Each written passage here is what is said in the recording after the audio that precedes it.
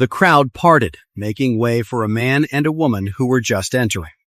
The woman was stunning in a black evening gown, with a delicate face and a slim figure. Under the bright lights, she was absolutely beautiful, carrying herself with an effortless grace. Every move she made, even the way she walked, was exceptionally elegant. She was the most beautiful woman in the room, and Harold was completely captivated. Warnia walked into the venue, her eyes scanning the room. She noticed 2 empty seats in the front row VIP section and asked, "The 2 VIP guests I invited haven't arrived yet?"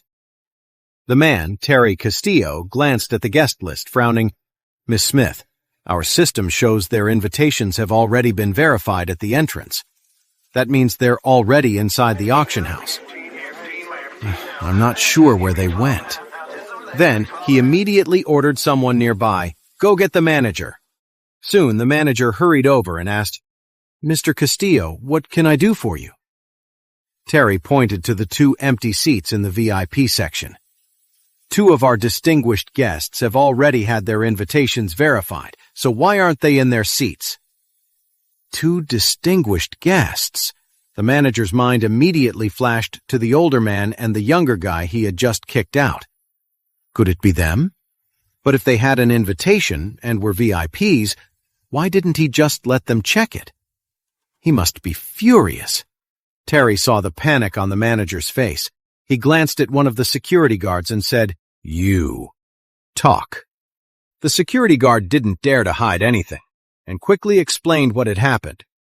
After listening, Warnia frowned. She looked at Terry and said, "Mr. Castillo, I'm going to find Mr. Charlie. I'll leave you to deal with this. I expect a satisfactory resolution." Terry nodded and watched Warnia leave. His expression darkened as he stared at the manager. "Do you have a death wish? You dared to offend guests personally invited by Miss Smith?" The manager's legs gave out, and he dropped to his knees. He pointed a shaking finger at Harold, who was standing nearby, and cried out, "Mr. Castillo, it wasn't my fault!" "It was this jerk who tricked me!" Terry kicked the manager hard in the face, knocking him flat on the ground. He cursed. "That'll teach you to look down on people. Now get out of here. I don't ever want to see your face again. And another thing. According to your employment contract, you're paying for every bit of damage you caused today. If you're short a single penny, I'll kill you." "Mr. Castillo, please, have mercy," the manager begged, terrified. The financial loss would be huge. If he really had to pay for everything, it would cost him more than everything he owned. "My lawyer will be in touch about how much you owe," Terry said coldly. The manager turned, still on his knees, and kept bowing and scraping, begging for forgiveness. Terry kicked him away in disgust. He gave a subtle nod to the security guards on either side of him and whispered, "Take him out back and break his legs. Teach him to use his eyes." He'd been in this business for many years, and he wasn't exactly a saint. He couldn't do anything too drastic in front of a crowd, but in private, he showed no mercy. "Sir, I messed up. Please let me go," the manager cried, begging for his life. 2 security guards rushed forward, grabbed him by the arms, and dragged him away. Terry then turned his attention to Harold. He said to the men around him, "Go, bring that guy to me." Harold was still feeling pretty smug. He was actually thrilled that the owner of the collector's vault had noticed him. Everyone knew that the owner of this place was a powerful man.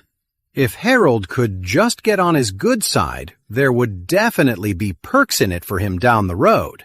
When he got to Terry, Harold started laying on the flattery. "Oh, hello, Mr. Castillo. I've been an admirer of yours for a long time. It's an honor to finally meet you. You're a true legend, and your reputation is well-deserved." Mr. Castillo gritted his teeth, then kicked Harold, sending him flying. He cursed. "Damn it, Harold, right? You have the nerve to offend a guest of Miss Smith? I think you've got a death wish." Harold was hoping this was his chance to get in good with Terry Castillo, but he never dreamed Terry would suddenly kick him. He tumbled across the floor a few times before stopping. He sat there, completely stunned, and stammered, "Mr. Castillo, what's going on? Is there some kind of misunderstanding?" Everyone else in the room was just as confused. "Isn't that one of the Wilsons?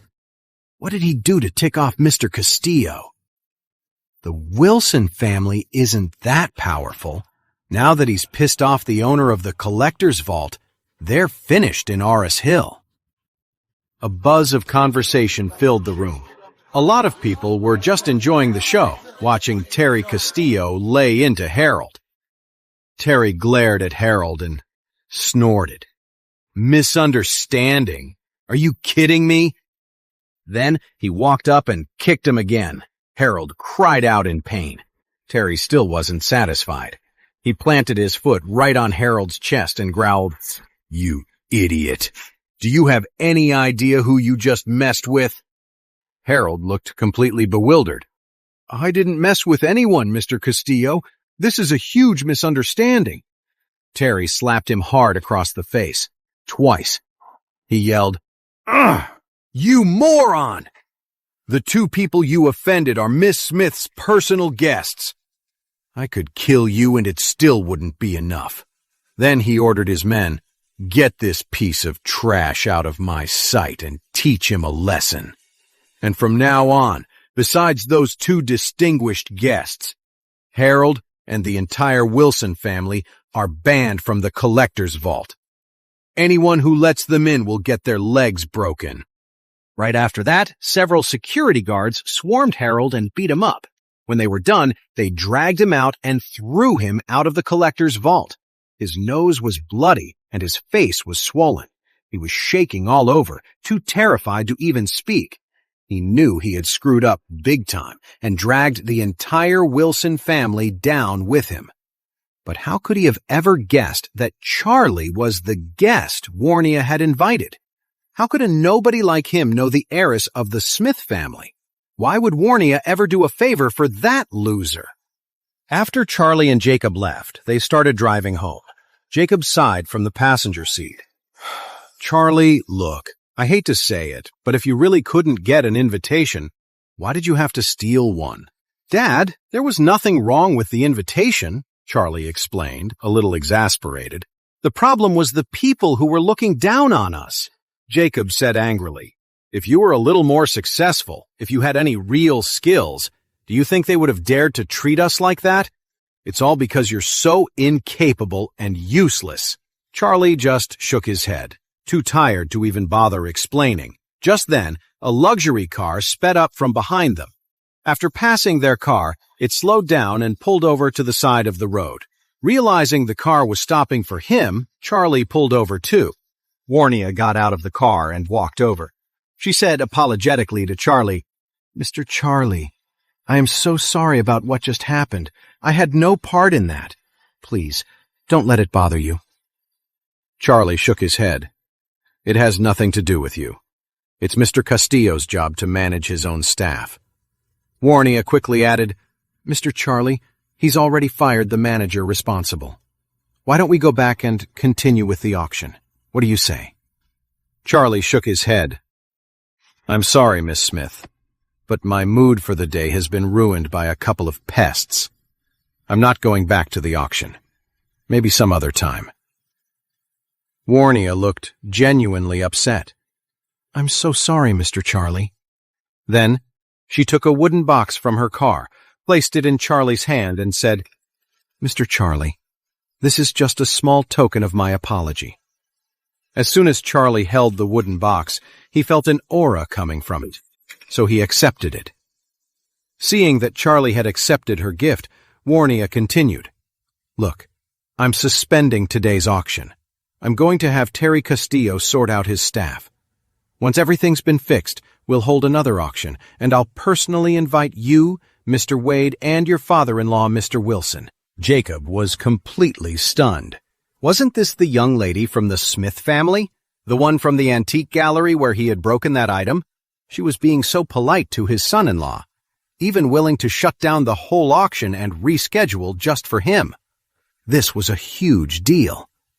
Was it because Charlie had fixed that bottle for her? Maybe so. He realized he'd have to start seeing his son-in-law in a new light. Charlie could see how sincere Warnia was, so he gave a slight nod. All right then. When it reopens, we'll be there. Jacob excitedly chimed in. Yes, we'll definitely be there. Okay, I'll let you two get going then. I'm truly sorry about what happened today. After apologizing one more time, Warnia said goodbye and turned to leave. As soon as Warnia was gone, Jacob pointed excitedly at the wooden box in Charlie's hand. Charlie, what did Miss Smith give you? Open it up. Let's see. Charlie nodded and opened the box. A powerful aura immediately flowed out, feeling strangely refreshing.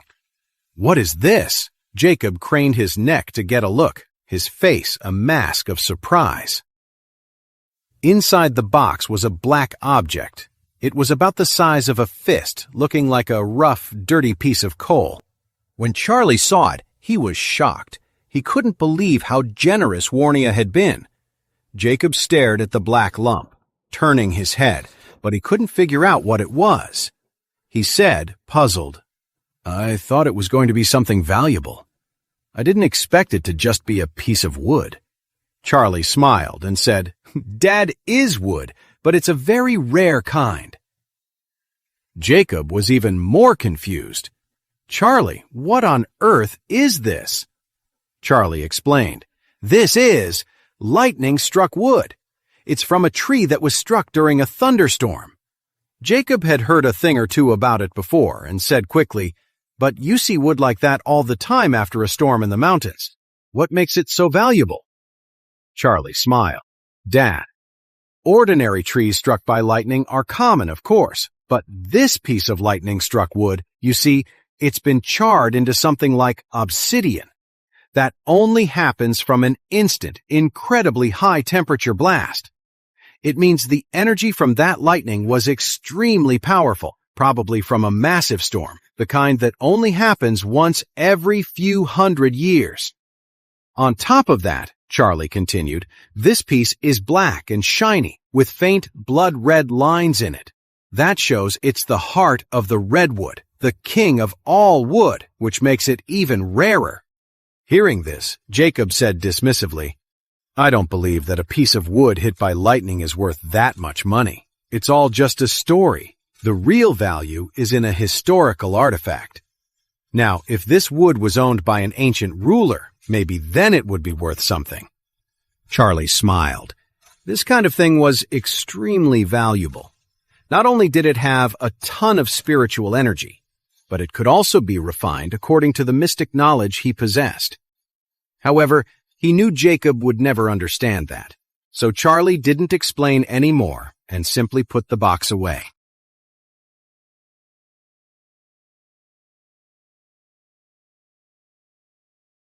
When the two of them got home, the house was empty. His mother-in-law, Elaine, was still out with her friends, and Claire hadn't gotten off work yet. So Charlie went to his bedroom first and took the lightning-struck wood out of the box. A powerful aura flowed from the wood. Charlie sat cross-legged on the floor, placed the lightning-struck wood in his palm, and closed his eyes. He let the techniques from the mystic knowledge flow through him, slowly absorbing the spiritual energy into his body. When he opened his eyes, they gleamed, and his whole aura had changed completely. The heartwood in his hand was already a little duller, but even though it had lost some of its aura, it still crackled with a powerful, thunderous energy, making it a true treasure. With the right materials, Charlie could now use it to craft some simple magical artifacts. When he came out of the room, it was already dark. As soon as he walked into the living room, Charlie heard his mother-in-law snorts coldly and say, "Oh, you're finally gracing us with your presence. I suppose you expect me to have dinner waiting for you?" Charlie smiled wryly and explained, "Sorry, Mom. I was exhausted this afternoon and ended up falling asleep." "Oh, was the auction so tiring? Or was it messing with Harold that wore you out?" Elaine said angrily. Charlie was taken aback. He shook his head and said, I didn't do anything to Harold. Where did you hear that? Elaine snored. Of course. Lady Wilson called and said you made a fool of yourself and got Harold kicked out. She called and chewed me out. She said you're a good-for-nothing. Can't you just stay out of trouble for once? Claire, who had just gotten home, said from the side, Mom, if Harold got kicked out, he must have caused the trouble himself. It has nothing to do with Charlie. Charlie wouldn't do something like that. Why not? Elaine angrily threw her chopsticks down on the table. Harold came back crying to his grandmother, saying that because Charlie got the invitation through shady means, they got caught. The collector's vault was furious, and since Harold is part of the Wilson family, he got kicked out too. The owner even said the Wilson family is never allowed back, and they'll break their legs if they dare to try. The whole family is a laughingstock because of you. Jacob spoke up then. There was nothing wrong with the invitation. I think Harold caused the trouble himself, and he was scared his mother would punish him, so he's just blaming Charlie to save his own skin. And you're still defending him? If you hadn't insisted on going to that stupid auction, would any of this be happening? Elaine glared at Jacob and seethed. Jacob quickly shut his mouth and focused on his dinner, not daring to say another word. Elaine said impatiently, He's a total waste.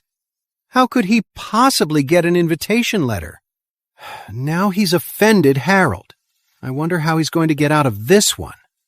Before she finished speaking, there was a knock on the door, followed by a low voice. Excuse me, is Mr. Charlie at home?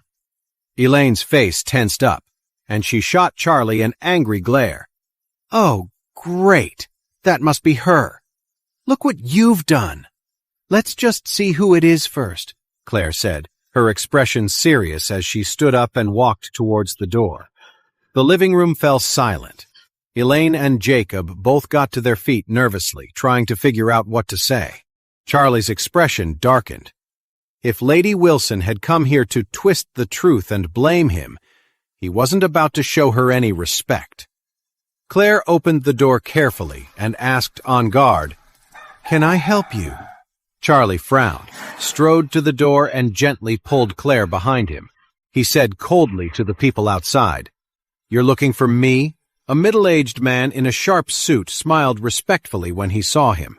You must be Mr. Charlie, right? I'm the new manager of the collector's vault. I just started this afternoon. Charlie looked at the man, surprised. You're from the collector's vault? The collector's vault? Claire, who was standing behind him, was also stunned. The man hurriedly said, The owner of our gallery feels terrible about what happened to you, Mr. Charlie. He kicked Harold Wilson out right then and there, and he even suspended the auction. The service was not up to our standards, and we came here hoping you could forgive us for the whole mess. After speaking, the middle-aged man waved his hand. A few burly men in black suits immediately carried in several gifts and set them by the door. Charlie glanced over and saw a pile of expensive gifts. A case of limited edition The Liberty Tower whiskey and a case of 30-year-old Kentucky bourbon. There was also a pair of antique Victorian vases and a set of tortoiseshell. This stuff had to be worth over $1 million. Mr. Charlie, this was our mistake, the man continued. The owner is busy planning a new auction with Miss Smith, so he couldn't come himself. But he sent me to apologize. He said he'll apologize to you in person as soon as he gets the chance. We hope you'll forgive us. After finishing, the middle-aged man gave a deep bow right in front of Charlie. Charlie nodded and said, All right, you can leave them there. The middle-aged man then pulled 2 golden invitation letters from his pocket and handed them to Charlie respectfully. This is an invitation to the new auction. Please, come with Mr. Wilson. I promise we won't disappoint you again. Please, give us a chance to make it right. After speaking, he explained, There's also a special exclusive auction pass. We've only ever issued 10 of these passes, and they're good for life. It gets you the highest level of service whenever you visit the collector's vault. Charlie glanced at the pass. Its surface was gold, detailed with gold leaf and diamonds. Charlie said casually, "I'm not really interested in auctions. Ask my father-in-law if he is." "Okay." The middle-aged man quickly held the card out to Jacob and said with a smile, "Mr. Wilson, I'm so sorry about what happened today. Please be sure to visit us the day after tomorrow." This. Jacob, still reeling from the shock, glanced at the VIP card and couldn't help but swallow hard. He recognized it as an exclusive VIP card for the Collector's Vault, something they only gave to their most prestigious clients. It wasn't for sale at any price. Anyone with this card could come and go from the Collector's Vault as they pleased, enjoying the highest level of service. They could view all the antiques in the gallery anytime and get significant discounts on purchases.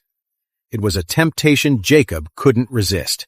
Just as he was about to shamelessly accept it, a hand suddenly shot out from the side and snatched both VIP cards. It was Charlie's mother-in-law, Elaine. She grabbed the 2 VIP cards with a huge smile on her face and excited said, "Well, since you're here to apologize, I will reluctantly accept these gifts and VIP cards. The auction is the day after tomorrow, right? My husband will be there." Elaine was ecstatic. These gifts were pure money. She didn't know how much the antique was worth, but that case of vintage reserve bourbon had to be worth $30,000 or $40,000. And with 20 bottles in there, that was hundreds of thousands. Then there was the collector's edition whiskey. A single carton went for $5,000, and the case held 50 of them. That was more than $200,000 right there. The 2 items together were worth almost $1 million, and it was all for free. With these 2 VIP cards, she finally had something to show off to her old friends. When Claire saw Elaine's greedy expression, she said helplessly, "Mom." Elaine glared at her. "What's the problem? Am I not allowed to accept a gift from someone?" Claire said, "I mean, we shouldn't take it. We don't even know what's really going on. How can you accept such an expensive gift from them?" Charlie said calmly, "It's an apology gift. We should accept it." The middle-aged man breathed a sigh of relief. Before he left, the owner of the gallery had personally told him that if Mr. Charlie didn't accept the gifts, he shouldn't even bother coming back. Charlie turned and saw Elaine gleefully hauling the bourbon and cigarettes into the house. She was holding the pair of antique vases, turning them over and inspecting them under the lamp. He could only shake his head to himself and say to the middle-aged man, "Thanks for this. I'll see you." "All right, I won't disturb you any longer, Mr. Charlie." Charlie closed the door and turned around, but stopped short. "Why are you all staring at me?" He saw 3 people in the living room, and all eyes were fixed on him. His mother-in-law, Elaine, gave a dry cough and a smirk. "Charlie, since when are you friends with the Collector's Vault? Why would they come all the way to our house to give us gifts and apologize?" Charlie shook his head. "Mom, you've got it all wrong. I don't have any friendship with them. They came to apologize because the Collector's Vault has a reputation for good service. One of their employees made a mistake, and the boss wants to protect his reputation, so they're making up for it in a big way." Elaine's face fell instantly. She scowled and said, "I thought you were finally becoming someone important, that you actually knew some big shots. I didn't expect this was all just because of good customer service." Claire, standing to the side, was still confused. Could they really have given such an expensive gift just because of good service and a desire to make things right with Charlie? But with all the valuable gifts, Elaine was feeling much better. She finally stopped giving Charlie a hard time, happily plotting in her head how quickly she could sell the bourbon and cigarettes. After dinner, Charlie was cleaning the dishes in the kitchen when his phone suddenly rang. The caller was Christian Knox, a man he'd had dealings with before. He was the one who had given him the emerald bracelet. On the phone, Christian said respectfully, "Mr. Wade." Charlie replied casually, "What is it?" Christian said quickly, "Thanks to your guidance last time, Mr. Wade, the Knox family has been doing much better these past few days. I have to thank you for your help. Without it, my family would have been facing a disaster." Charlie said coolly, I'm guessing it's not all going so smoothly, is it? If everything was fine, you wouldn't be calling me now." Christian choked for a second, then laughed awkwardly. "Mr. Wade, you really know everything, don't you? It's like you're a mind reader." "I can't hide anything from you." Charlie just smiled faintly, without saying a word. And just as he expected, Christian's voice trembled as he said, "Mr. Wade, please, save the Knox family one more time. We will be in your debt for the rest of our lives."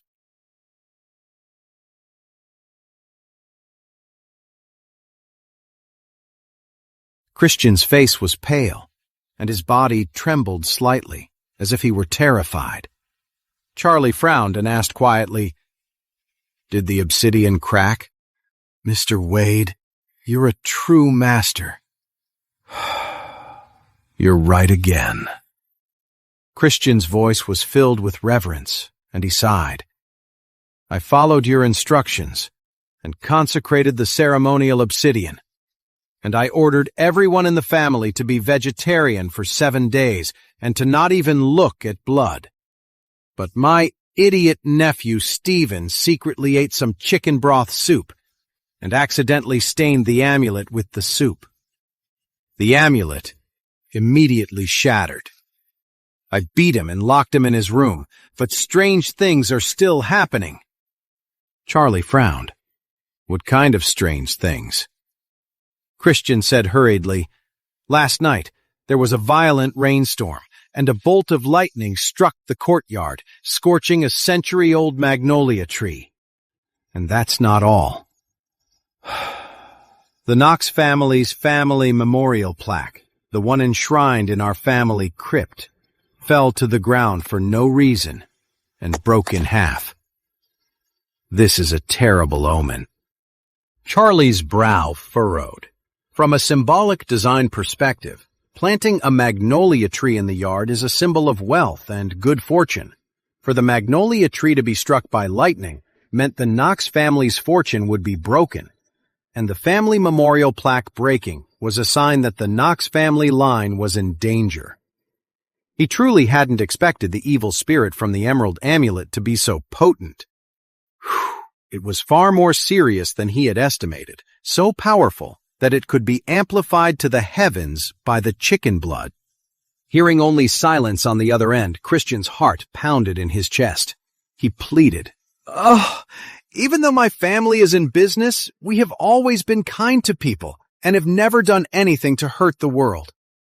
I'm begging you, Mr. Wade, please save my family."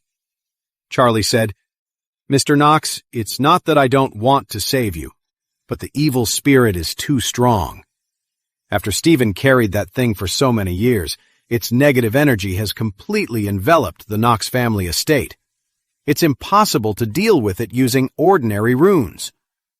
"Then what should we do?" "For the Knox family to suffer such a disaster, it's just so tragic for everyone." Christian sighed, his voice trembling. Charlie paused. "The evil spirit becomes fiercer when it sees blood, especially hot blood. Now, to suppress such a powerful evil spirit, I'm afraid we can only borrow the power of a primordial artifact." "Okay, whatever you need, Mr. Wade. Even if it costs me my entire fortune, I'll get it. I'll get it, no matter what," Charlie said calmly. "All right. I happen to be going to an auction at the collector's vault tomorrow. I'll see if there are any sacred natural artifacts there. As for whether we can actually get one, that'll come down to your luck." Okay. Thank you for doing this, Mr. Wade." Christian, sounding like a man grabbing a lifeline, thanked Charlie over and over. After a moment, he quickly added, "Mr. Wade, I'll have a premium card sent to you tomorrow. If you need money for anything, just use the card." Charlie gave a short laugh. After all, he was helping the Knox family, so he shouldn't be the one paying for it. He said, "You should be prepared. Primordial artifacts aren't easy to come by, and you can't just go out and find them. Whether one even shows up at the auction will depend on your family's luck. Christian kept insisting.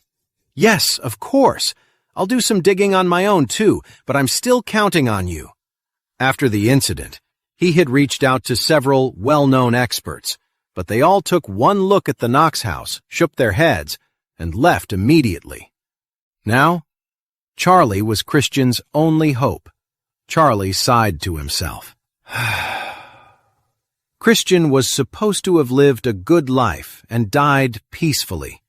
But fate had brought Stephen into the family, and he was tearing them apart. If Charlie didn't intervene, the entire family would be destroyed within a year. It wouldn't just be Christian and Stephen. His beautiful, fiery daughter, Skylar, would die too. The next day, Christian was waiting outside Charlie's apartment building early in the morning. He waited until Charlie came out to go grocery shopping, then rushed over to greet him and hand him a premium card. He said the card had a balance of hundreds of millions of dollars. Charlie was free to spend all of it if it meant saving the Knox family. Skylar was there too, but this time she wasn't as cocky as she had been before. When she saw Charlie, Skylar's expression was full of respect. Since Stephen's mess-up, the Knox family had been hit with one disaster after another. Even Christian's own health had taken a sudden turn for the worse, and it felt like he was fading away. He now understood that the only person who could save them was Mr. Charlie. After handing the card to Charlie, Christian suddenly dropped to his knees. With tears in his eyes, he pleaded, "Mr. Wade, please save my family's life, no matter what it takes. It doesn't matter if I die, but my daughter is still so young." Skylar's eyes turned red, and she knelt beside him, crying as she said, "Mr. Wade, please save the Knox family. If it's possible, I'm willing to trade my own life for my father's." Christian said angrily, "What are you talking about? That's nonsense." Charlie shook his head, feeling helpless, and reached out to help them both up. As he took Skylar's hand to help her, he felt her soft, smooth skin, which made him feel a little uneasy. After he helped them both to their feet, Skylar blushed, looking a bit embarrassed. Charlie said, "Don't worry. I'll do everything I can to make sure your family gets through this safely." The father and daughter were so moved that they looked like they were about to kneel again, but Charlie stopped them. Okay, kneeling out here in public isn't a good look. You two should go. I'll let you know as soon as I have any news." "Thank you, Mr. Wade." The father and daughter left, filled with gratitude. When Charlie got back home with the groceries, his father-in-law, Jacob, rushed over to him nervously. "Charlie, I just saw you outside talking to Christian Knox. Was that him?" "Yeah, he needed to talk to me about something." Jacob couldn't help but ask. He looked really upset. It didn't seem like good news. Did that fortune you told him last time cause some kind of problem? Jacob had been worried about this. He always had a feeling that Charlie was just making it all up. Charlie smiled and said, "Dad, Mr. Knox came to me for help. He wants me to get rid of some evil spirits at his house. He also gave me a bank card and asked me to see if I can use it at the auction tomorrow." Jacob stared for a moment, then said quickly, "How much did he give you?" Charlie said casually, "A few $100 million." "How much?" Jacob's eyes went wide. He was so shocked that he clutched his chest, struggling to speak, looking like he was about to have a heart attack. He grabbed Charlie's arm anxiously. "Charlie, you can't be scamming people. The Knox family gave you that much money. If something goes wrong, wouldn't they kill our whole family? Give the money back." "Dad, don't worry. I know what I'm doing. There won't be any problems." Then Charlie added, "Dad, this is a big deal, so you'd better not tell Claire and Mom, otherwise things will get out of hand." I know. Jacob knew his wife all too well. That woman was crazy about money, and you couldn't tell her anything. If she found out there were hundreds of millions of dollars on that card, she wouldn't think twice about the Knox family. She'd just spend the money first. That was hundreds of millions. When Jacob thought about that number, his heart hammered in his chest. He tried to talk some sense into Charlie for a while, but when he saw it wasn't working, He just slumped onto the sofa and sighed. He didn't believe for a second that Charlie had the ability to solve the Knox family's problems. Now, he was terrified that Charlie would just waste all their money and the Knox family would come to collect. All he could do now was keep a close eye on Charlie at the auction and make sure he didn't buy a bunch of random junk. If the Knox family got scammed out of that much money, wouldn't they come after them? Early the next morning, Charlie was getting ready to head to the auction. Because of the whole mess with the Knox family, Jacob was so worried that he hadn't slept well all night. He kept nagging Charlie about it in the living room. Charlie just gave him a few vague replies, then asked, "Dad, I heard there's a grand treasure at the auction at the collector's vault. Is that right?" "Yes," Jacob said, not sure why Charlie was asking. "I heard it's an incredibly valuable treasure, one of a kind." After he said that, something suddenly clicked. He quickly grabbed Charlie and said, "Listen, son-in-law, don't even think about bidding on the grand treasure. The starting price is in the tens of millions. We're just there to watch." Charlie knew his father-in-law was worried he'd used the Knox family's money, so he just smiled and said, "Dad, you're right." "Good," Jacob said, but he was afraid Charlie wouldn't let it go. He added, "Besides, even if you wanted to bid on it, you wouldn't stand a chance." "Why not?" "I was asking around yesterday. I heard that Owen Pierce from the Metaphysical Emporium is at this auction, and he's here specifically for the grand treasure." Charlie said in surprise, "The Metaphysical Emporium is here? Everyone's heard of that place, the Metaphysical Emporium. Its owner, Owen Pierce, is a famous energy consultant, one of the best in the country. A lot of celebrities in San Francisco have spent a fortune waiting in line just to get a consultation from him. If you want this energy consultant to even look at your floor plans, a single consultation isn't cheap. They all start in the 7-figure range. And if a celebrity wants to buy a magic weapon from the Metaphysical Emporium, it's even more expensive. But even though the Metaphysical Emporium's fees are insane, they say he's the real deal. It's all because of Owen Pierce's silver tongue. His predictions are supposedly spot on. He once told a reporter from San Francisco that 2 famous celebrities would get divorced this past November. At the time, the 2 stars had just gotten married. They seemed so in love that the whole country thought he was crazy for saying it. Then, come November, both celebrities posted on social media announcing their divorce. From then on, the reputation of the Metaphysical Emporium spread across the country, and people who wanted a consultation with the master were practically lining up around the block. When people in the entertainment industry mentioned Owen Pierce, they spoke with a sense of awe. The headquarters of the Metaphysical Emporium is in New York City, and the owner spent a fortune to buy an entire floor in Central Plaza, which just goes to show how deep his pockets were. It was a surprise that Owen Pierce would also be at the auction. It seemed like getting this treasure was a sure thing for him. So Charlie asked curiously, "What is this grand treasure?" "I don't know, but it doesn't matter. We can't afford it anyway." Jacob was still grumbling when Charlie's cell phone suddenly rang. He answered the phone and heard Warnia's voice. "Mr. Charlie, my car is parked outside your door. Let me give you a ride." Warnia was also worried something might happen at the auction, so she planned to stick close to Charlie and go with him. Charlie walked outside and saw a big red luxury car parked on the side of the road, its brand-new body gleaming in the sun. Warnia was leaning against the car wearing a tight, bright red dress that hugged her curves. Her wavy, curly hair fell over her shoulders, and she had on a pair of sunglasses. She looked stunning. When Warnia saw the 2 of them come out, she took off her sunglasses and said, "Mr. Wilson, Mr. Charlie, I'm on my way to the auction at the collector's vault, and I'm here to pick you up." "Oh, it's Miss Smith." Jacob recognized her too and said with a flattered tone, "Miss Smith, you're too kind." "Of course, you two, please get in the car." Warnia nodded politely and opened the door. Who would believe it? Warnia, the heiress of the Smith family, personally opening the car door for a live-in son-in-law.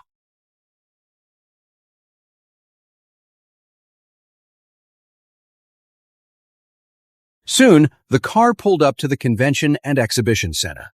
The center was a massive circular building with a domed roof. The outer ring was filled with shops selling flowers and exotic birds, with the main auction room located right in the middle. The Convention and Exhibition Center, built just last year, was magnificent and had a classic, antique feel. Charlie followed Warnia into a scenic glass elevator, and they rode it up to the 6th floor. As soon as the elevator doors opened, they stepped into a grand exhibition hall. Classical paintings hung on the walls all around them. This was the auction house. The auction stage up front was covered with a red carpet, and below it were plush sofa seating areas for the guests.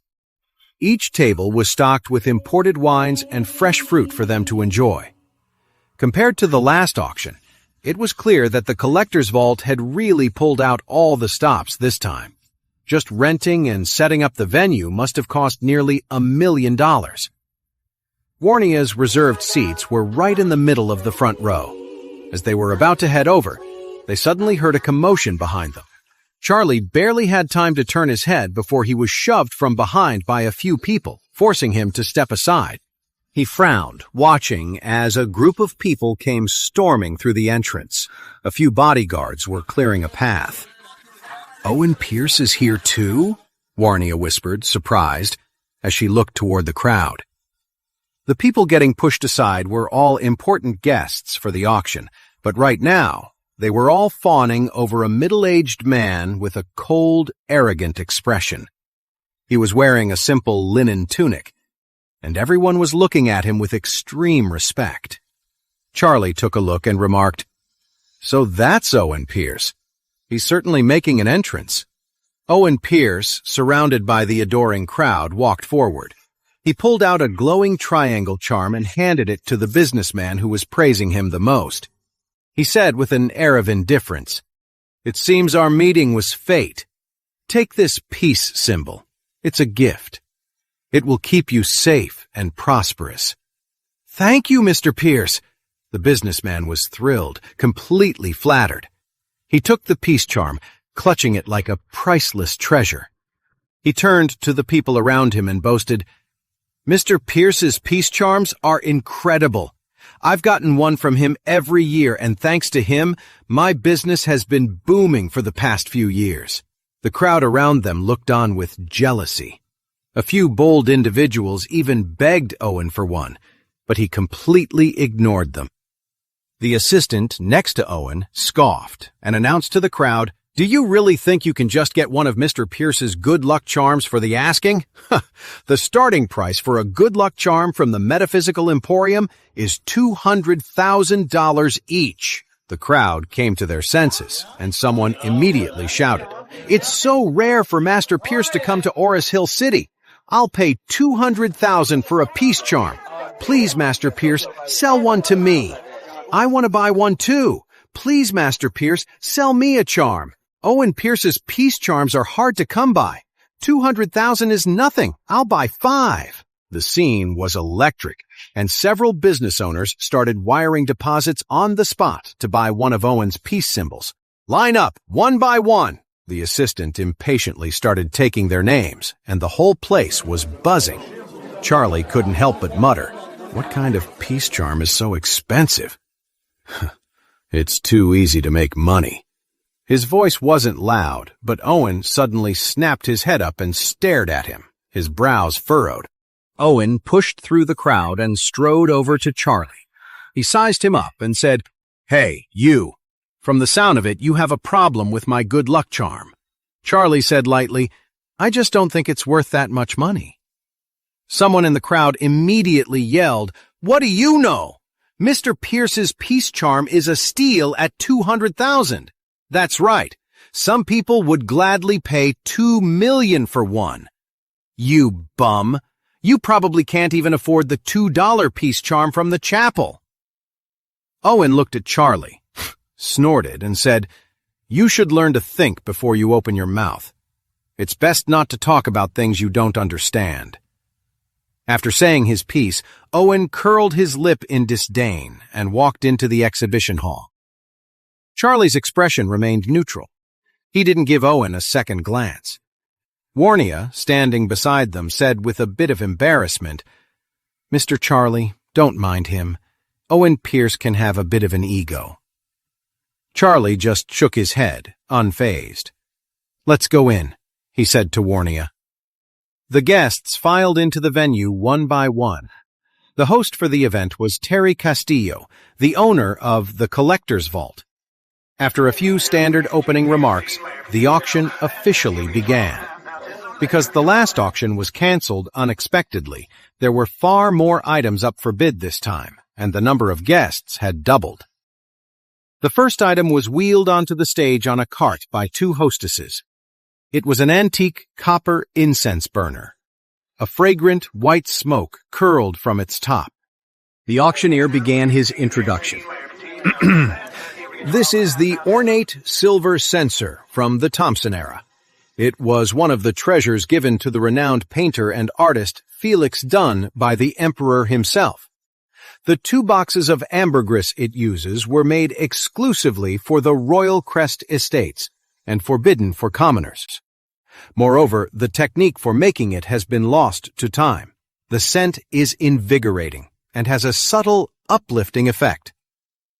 After speaking, he signaled for an assistant to light the incense.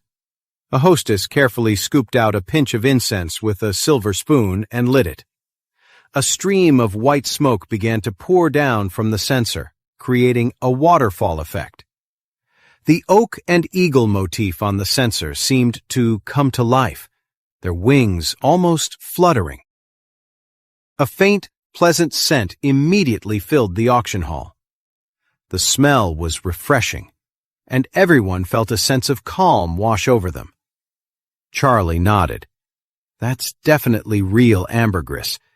It's processed from sperm whales. You basically can't buy handmade incense like this anymore." The auctioneer banged his gavel twice and announced, "The starting price for the incense burner is $800,000, with a minimum bid increase of $100,000. This incense burner was exquisitely crafted and had significant collection value. The starting price was reasonable, and bidding paddles shot up across the room. In just a few moments, the incense burner was sold to a bidder for $1.6 million. Immediately after, 7 or 8 more items were presented, all of them high-quality antiques. The atmosphere in the venue was electric as guests enthusiastically placed their bids. Jacob watched with excitement, but his wallet was empty. Otherwise, he would have been itching to raise his own paddle. However, Charlie had no real interest in these collections. While the items were precious, they were just collector's pieces and held little practical value for him. Just then, a hostess brought out a white porcelain plate. On it rested a string of purple pearls, shimmering under the lights. The auctioneer began. "These are freshwater purple pearls. Only about 1 in 1,000 pearls makes the cut. The beads are perfectly round and uniform in size, which makes them an exceptionally rare find. The starting price for this string of purple pearls was surprisingly low, just $400,000. Charlie looked up and immediately placed a bid. $500,000. Jacob's eye twitched, and he quickly whispered, "What are you doing with this?" "A pearl necklace is worth maybe tens of thousands. 400,000 is a complete waste. Don't bid." Charlie smiled, looking at the string of pearls, but thinking of Claire. "I think they would look perfect on Claire," he said. "Pearls are said to have a calming effect. She's been under a lot of pressure lately and hasn't been sleeping well." When he heard that Charlie was buying them for his daughter, Jacob immediately clamped his mouth shut, swallowing whatever else he was about to say. The collection value of the necklace wasn't very high, so no one else was bidding. Just as the auctioneer was about to make the final call, a voice suddenly rang out. $600,000! Charlie turned his head, looking for the source of the voice. he saw Stephen from the Knox family leaning out from the side with a sneer on his face. He looked directly at Charlie and said, "Sorry, I've taken a liking to this necklace too." Charlie couldn't help but frown. What was he doing here? Wasn't he grounded by Christian Knox? Stephen had been having a miserable few days. After getting into trouble, his uncle had given him a serious talking to and grounded him. But his love for antiques was too strong to miss an auction like this, so he managed to sneak out to attend, but he never expected to run into Charlie again.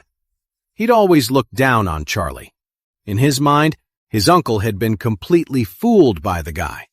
Still, he didn't have the guts to confront Charlie directly, so when he saw Charlie bidding on the necklace, he immediately jumped in. It was a pointless move, but it would be satisfying to make Charlie squirm. Charlie glanced over at him, then turned away, completely unbothered, and continued the bidding. 700,000. Stephen shot back immediately. 800,000. Jacob couldn't take it anymore. He leaned over and said quickly, "Charlie, let's just drop it. Forget it. Don't get into a bidding war." Charlie just smiled faintly. "Just watch," he said. "I'm just messing with him." With that, he raised his hand high. 8 million! The entire room went silent, completely stunned. The bid was at 800,000, and he just jumped it to 8 million? What was wrong with him? Stephen was floored. Damn, he thought. This guy doesn't play by the rules. The bid was at 800,000. He was supposed to say 900,000, maybe a million, tops. What was this 8 million nonsense? Did he have money to burn, or was he just brain dead? Charlie raised his eyebrows at Stephen and smiled. "Stephen Knox, your turn." Stephen scoffed. "You think I'm crazy? Buying that piece of junk for 8 million? Forget it. It's all yours." Even though he was humiliated, Stephen wasn't stupid enough to bid 8 million. The necklace was worth 700,000 at most. If he actually spent over 8 million on it, his family would kill him when he got home. That's not how you spend money. Charlie stared at Stephen and said with a smirk, "Giving up so soon, Stephen? I guess you don't have what it takes." The crowd laughed. Stephen's face turned red. "You're really pushing it. I don't think you can afford it at all. You're just bluffing, trying to trap me, right? I'd like to see how you're going to pay for that." Charlie curled his lip. "If you can't afford it, just say so. Why make a big speech about it?" Just then, the auctioneer brought down the gavel. 8 million.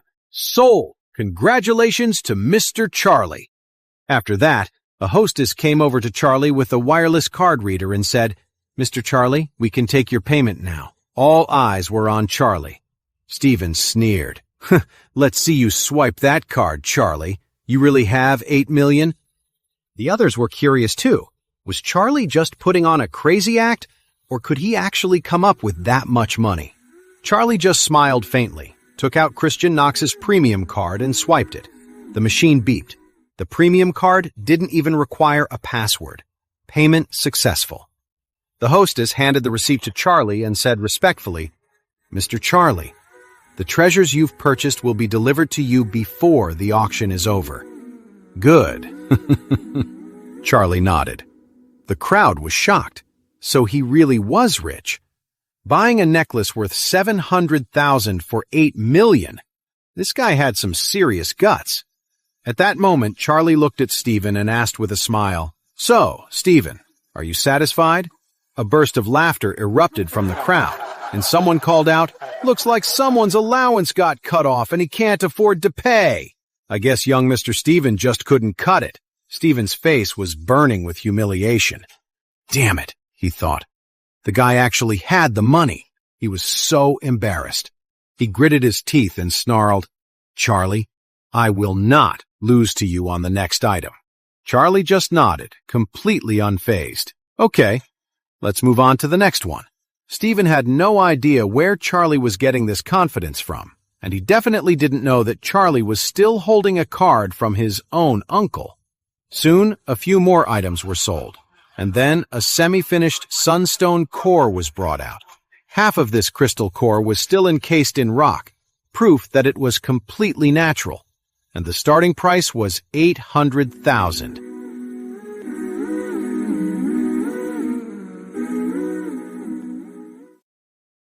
A naturally formed sunstone core like this has a certain amount of spiritual energy, Charlie thought. It would be perfect for Christian to use against evil spirits. He immediately raised his card. 900,000! But as soon as his voice fell, that familiar voice sounded again. 1 million! Charlie turned his head and met Stephen's provocative gaze. He didn't say a word and just continued to raise his placard. 1.1 million. 1.2 million.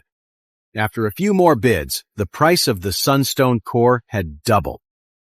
Under Stephen's deliberate pressure, it soared to 2 million. Many people in the room could see that Stephen was intentionally targeting Charlie again. Everyone was waiting for the next round of drama, so they all stared at Charlie's hand. Charlie slowly raised his placard and said, 20 million! The room went wild. He just jumped from 2 million straight to 20 million? Just like before, he increased the bid by 10 times. The look on Stephen's face was incredibly ugly. Is Charlie out of his mind? He wondered. Even if you have money, you don't just throw it away like that. Stephen had a reputation as a big spender in Oris Hill, but even he wasn't willing to pay 10 times what something was worth. He hesitated. Should he follow or not? If he did, he'd be throwing away more than $18 million for nothing. If he backed down now, he'd be a total joke. He'd already lost face once tonight, and if Charlie beat him again, he'd be too embarrassed to even show his face in public. Thinking about this, Stephen gritted his teeth and blurted out, 20.1 million. A gasp went through the crowd. Stephen only added 100,000. This was a direct challenge. Charlie just smiled slightly and raised his hand again. I bid 30 million. Holy crap! This is insane! This dude has got some serious guts.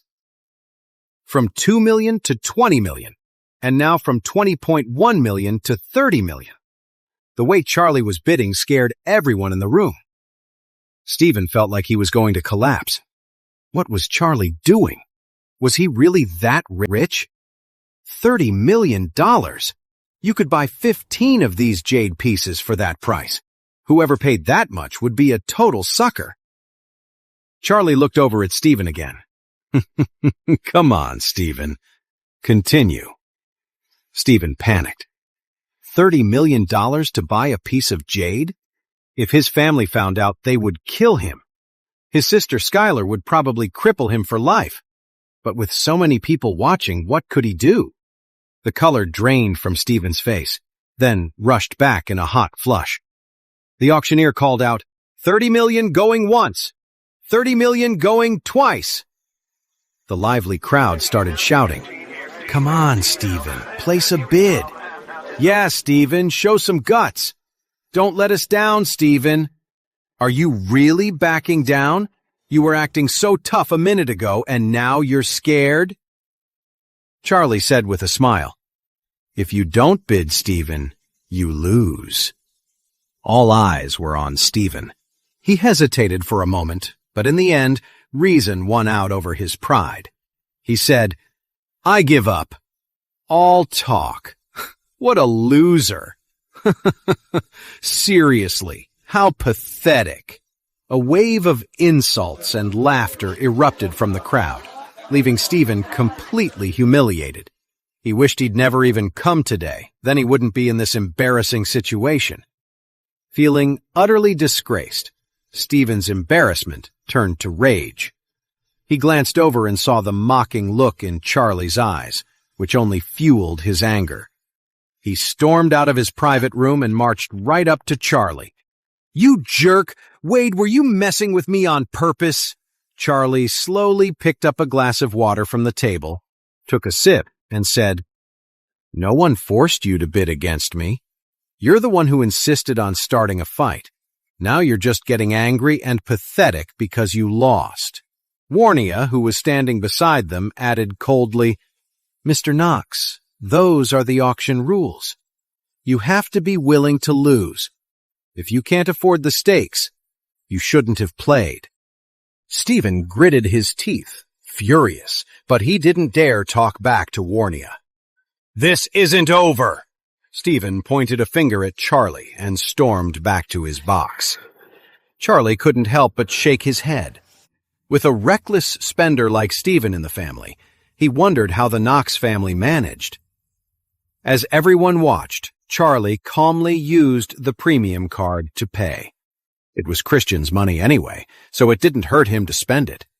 Besides, he wondered what Christian would do if he found out his own relative was the reason Charlie had to spend so much. Maybe he'd take his anger out on Stephen? An hour later, the auction was finally winding down. Stephen hadn't placed a single bid since his last encounter, probably still spooked by Charlie. Just then, several assistants struggled to wheel a trolley onto the stage. On it was a massive object covered by a cloth. Charlie suddenly held his breath and looked up. He could feel a powerful aura coming from it. In the next box, Owen Pierce also perked up, his eyes fixed on the item.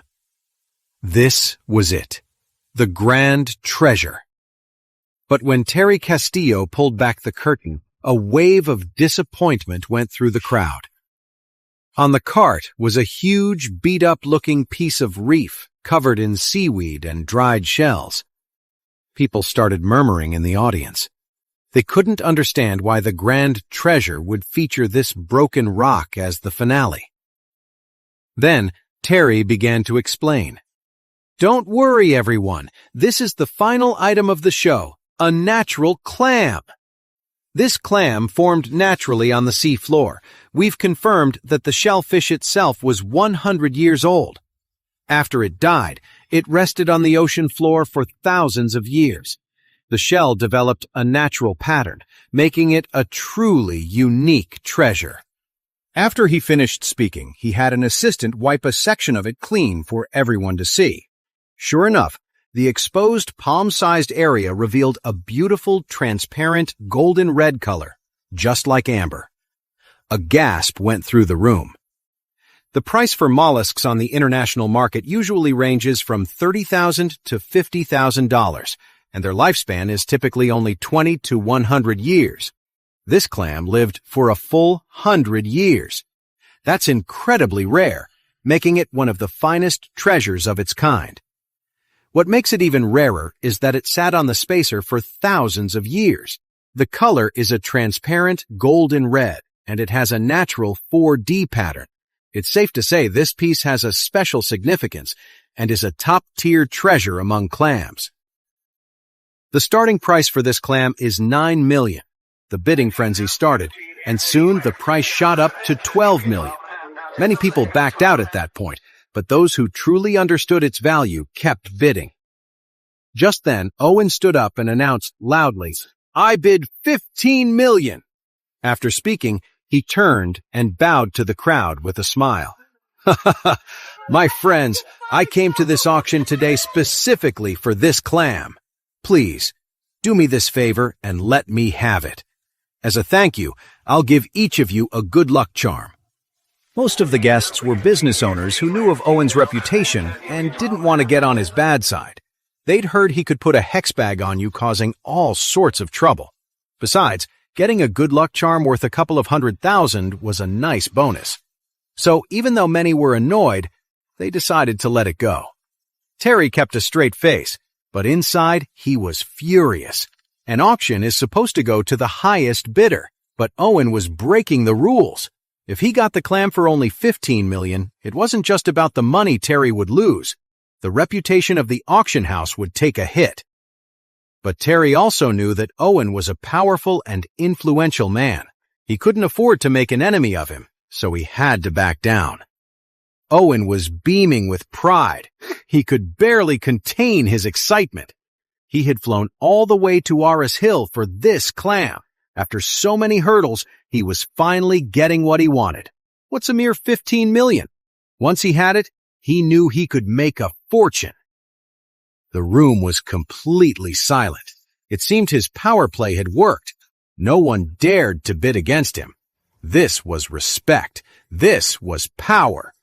Throughout the country, who wouldn't show a little respect to Owen Pierce? It looked like he was about to get a steal on this mollusk for only $15 million. Just then, a quiet voice spoke up again. "I'll bid $30 million. The moment the words were spoken, the entire room fell silent. Everyone turned to look at the bidder, their hearts filled with surprise. It was him again, the young man in the plain clothes. He didn't look like much, but the 2 times he'd outbid Stephen were unforgettable. The craziest part was that he'd paid for both sky-high bids right on the spot with his card. It was unbelievable. But no one imagined this guy would actually dare to challenge Owen Pierce. Owen saw him immediately, and his face darkened. At the same time, Stephen shot up from his seat, rubbing his eyes in disbelief. Warnia was also shocked that Charlie would suddenly bid against Owen Pierce. She knew Charlie was good at appraising treasures, but she had no idea how much money he actually had. She couldn't help but worry. Even she didn't want to cross Owen, so why wasn't Charlie worried about him seeking revenge? Jacob was the first to snap out of it. He quickly grabbed Charlie's arm and whispered, "Charlie, what are you doing? Sit down." "Dad, I know what I'm doing," Charlie said calmly, turning his head for a moment before looking back at the stage, his eyes perfectly calm. "Charlie, what's your game? Are you trying to steal Mr. Pierce's treasure?" Stephen demanded coldly, stepping up. Charlie just smiled slightly. "This is an auction. Anyone can bid. How is that stealing from anyone? You're a grown man, don't you understand the rules?" Then Charlie smirked. "You should just sit there and keep your mouth shut. Aren't you embarrassed enough after what just happened?" Hearing this, Stephen's face turned red. He immediately sat back down, flustered and silent. Owen's face turned grim. He glared daggers at Charlie and said coldly, "You again! Do you have any idea who I am? You dare to try and steal from Owen Pierce?" Charlie just sneered and shot back. "I couldn't care less who you think you are. I'm taking this today. What are you going to do about it?"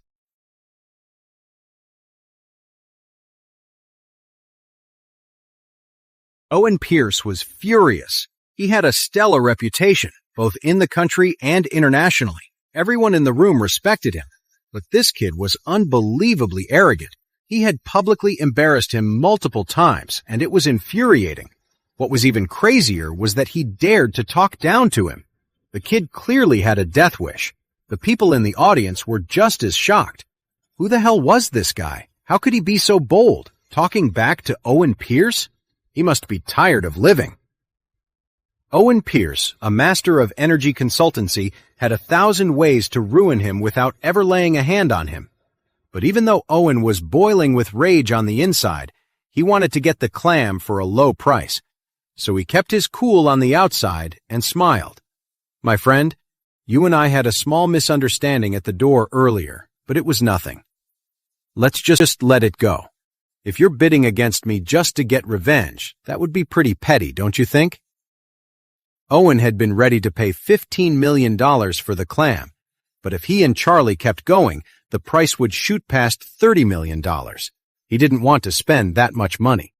So he swallowed his pride, hoping Charlie would back down. Once he got the clam for a good price, he would settle the score with him later. Charlie had seen right through him and said with a dismissive scoff, "Cut the crap. I want this clam too. If you can afford it, pay up. If you can't, then step aside and let me have it." The room went crazy again. Damn, this guy actually told Owen Pierce to get lost. The nerve! Owen's face was cold, but to save money, he tried again. "I really want this clam. Can't you show me some respect?" Charlie glanced at him and said flatly, "Show you respect? Do I even know you?" Then Charlie asked again, "Hey, just answer the question. Can you afford it or not?" The look on Owen's face was hideous. No one had ever dared to speak to him like that before, and to make it worse, the person doing it looked like he was barely 20, younger than his own students and apprentices. Annoyed, Owen dropped the act. He said coldly, "I can't believe I'd be so disrespected."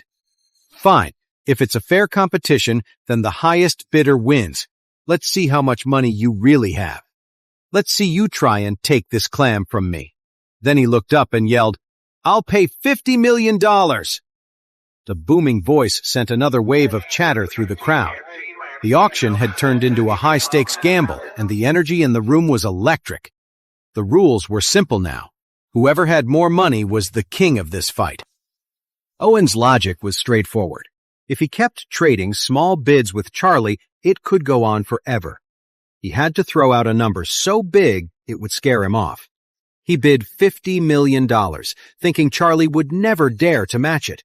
But to everyone's surprise, Charlie's expression didn't change at all. 2 words came out of his mouth. $100 million! The auction price doubled just like that. The atmosphere in the room was explosive. In just a few minutes, the price of the item had jumped 10-fold, something that would go down in auction history. Stephen couldn't stop himself from yelling, "Charlie, stop pretending! Do you even have that kind of money?" Charlie just laughed and said, "What's the matter? You don't believe me? Fine, I'll tell you the truth. The card I'm using is from your Knox family. Your uncle gave it to me. Unexpected, isn't it? Are you surprised?" "You!" Stephen's face flushed red. "You jerk! Spending the Knox family's money like that! Sooner or later, I'm going to make you pay, you liar!" Owen turned his head, looked at Stephen, and asked, "Mr. Stephen, do you know this person?" Stephen snorted and said, "He's a house husband for the Wilson family, and he doesn't have a job. He's a kept man, living off his wife. He only got some money recently by scamming my uncle." "Is that so?" Owen raised his eyebrows, looking relieved. He snorted. "Huh, putting on a show, I see. Young man, I'd advise you not to be so arrogant. You'll be the one who gets hurt in the end. It's not that I'm looking down on you, but can you really come up with $100 million? Charlie's expression turned cold. He said flatly, "Whether I can afford it or not is none of your business. If you've got the guts, keep bidding. If not, then shut your mouth." Owen couldn't take it anymore and snapped, "You've got a death wish." Charlie laughed. "A death wish? From you? You can't even afford to buy something, and you think you can kill me? What a joke." Owen, having been repeatedly humiliated by Charlie, finally lost his composure. He snarled, "Young man, you better back off. Let this go now. Otherwise, you might be able to afford it, but you won't live to enjoy it." As soon as those words were spoken, Terry's expression changed. This was a clear violation of the rules of the collector's vault. His face darkened, but he didn't dare to challenge Owen, and he looked extremely uncomfortable. Charlie smiled slightly. "If you want to take my life, you'll have to wait until the auction is over, right? It's not over yet. I just bid $100 million. Please, continue." Warnia was very surprised. Owen Pierce was not an ordinary person. Even with the Smith family's backing, she couldn't guarantee she could handle him. But why was Charlie so intent on provoking him? Where was this confidence coming from? Jacob collapsed onto the sofa, clutching his chest and panting. He thought, "It's over. It's all over. My son-in-law is done for, and our family is ruined." Owen's face was rigid. Charlie was showing him zero respect. His words were a total slap in the face. But Charlie was right. This was an auction. If he wanted the clam, he had to keep bidding. But $100 million? Who the hell could afford that? Everyone's eyes were on Charlie, waiting to see how he would respond. Owen's face was a mix of pale and green, but for the sake of the clam, he swallowed his rage. He spoke to Charlie in a low voice. My friend, if I offended you just now, it was truly unintentional. Please forgive me. But this clam is really important to me. Please, step aside and let me have it. I'll owe you a favor, and my favor is worth more than this clam." A cold glint flickered in his eyes. This punk dared to embarrass him like this. When this was all over, he was going to kill him. Charlie said calmly, "Sorry, it's useful to me too, so I can't let you have it. Besides, like I said, you're a joke in my eyes, and your favor is worthless to me." Owen snapped. He had only one thought now. When this auction was over, he would find a way to kill Charlie. He had to kill him. Seeing Owen back down, the people in the crowd couldn't help but sigh. They never expected this young man would push it all the way, making even the great Owen Pierce admit defeat. With the final bang of the auctioneer's gavel, Charlie officially won the final item, the clam, for a price of $100 million. Owen was furious. He shot Charlie a venomous look, his face green with rage, and stormed out of the room. He wanted to handle Charlie right then and there, but the situation wouldn't allow it. He would have to settle this score later. Watching Owen leave, Warnia turned to Charlie with a warning. "Owen Pierce is not an ordinary man. I don't think he'll just let this go. He's going to cause trouble for you. You need to be careful these next few days." Charlie just smiled and said, "I'm more afraid that he won't. $100 million for a clam." Everyone thought Charlie was crazy, but he didn't care at all. On the way back, Charlie explained the situation to Jacob, telling him the $100 million was authorized by the Knox family. He had to say something so his father-in-law wouldn't have a heart attack from the shock. As soon as he got home, and before Claire was back from work, Charlie immediately started to examine the clamshell. The clam was as big as a wheel. It had been cleaned, and after a light polish, its smooth, golden red surface was revealed. With a little effort, Charlie broke it into several pieces. He picked up a fragment and examined it. Just as he expected, 3 white beads were nestled inside the thick shell. This was the essence of the clam. The clam was considered one of the holy treasures, and the pearl from this type of clam was especially spiritually potent. They only form in shellfish that have lived for over 100 years and have become spiritually aware. Created by absorbing the very essence of the ocean, it's the perfect material for crafting magical items, and it's incredibly rare. The kind of thing you can only find by chance, never by searching. That's why Charlie had to have it, no matter the cost. Charlie found 3 deep-sea pearls inside the clam, and he was very satisfied. Next, Charlie took out the piece of lightning-struck wood. Following the methods described in the mystic texts, he channeled his spiritual energy into it using a series of hand gestures. As soon as his energy entered the wood, it instantly drew out the powerful, thunderous breath trapped inside. When the giant clam was exposed to this thunderous breath, it began to glow with a faint golden light and quickly absorbed the escaped breath. Charlie picked up the giant clam pieces and began to craft the magical artifact. Soon the pieces started to reshape themselves in his hands. He took out the pearl necklace he'd bought at the auction, removed a few pearls, and combined them with the deep-sea pearls, finally crafting them all into a bracelet. The leftover clamshells were also top-quality material. He took one of the pieces and crafted it into a warding charm, planning to give it to Christian Knox. The charm, made from the clamshell and infused with the thunderous breath, was designed specifically to repel evil spirits.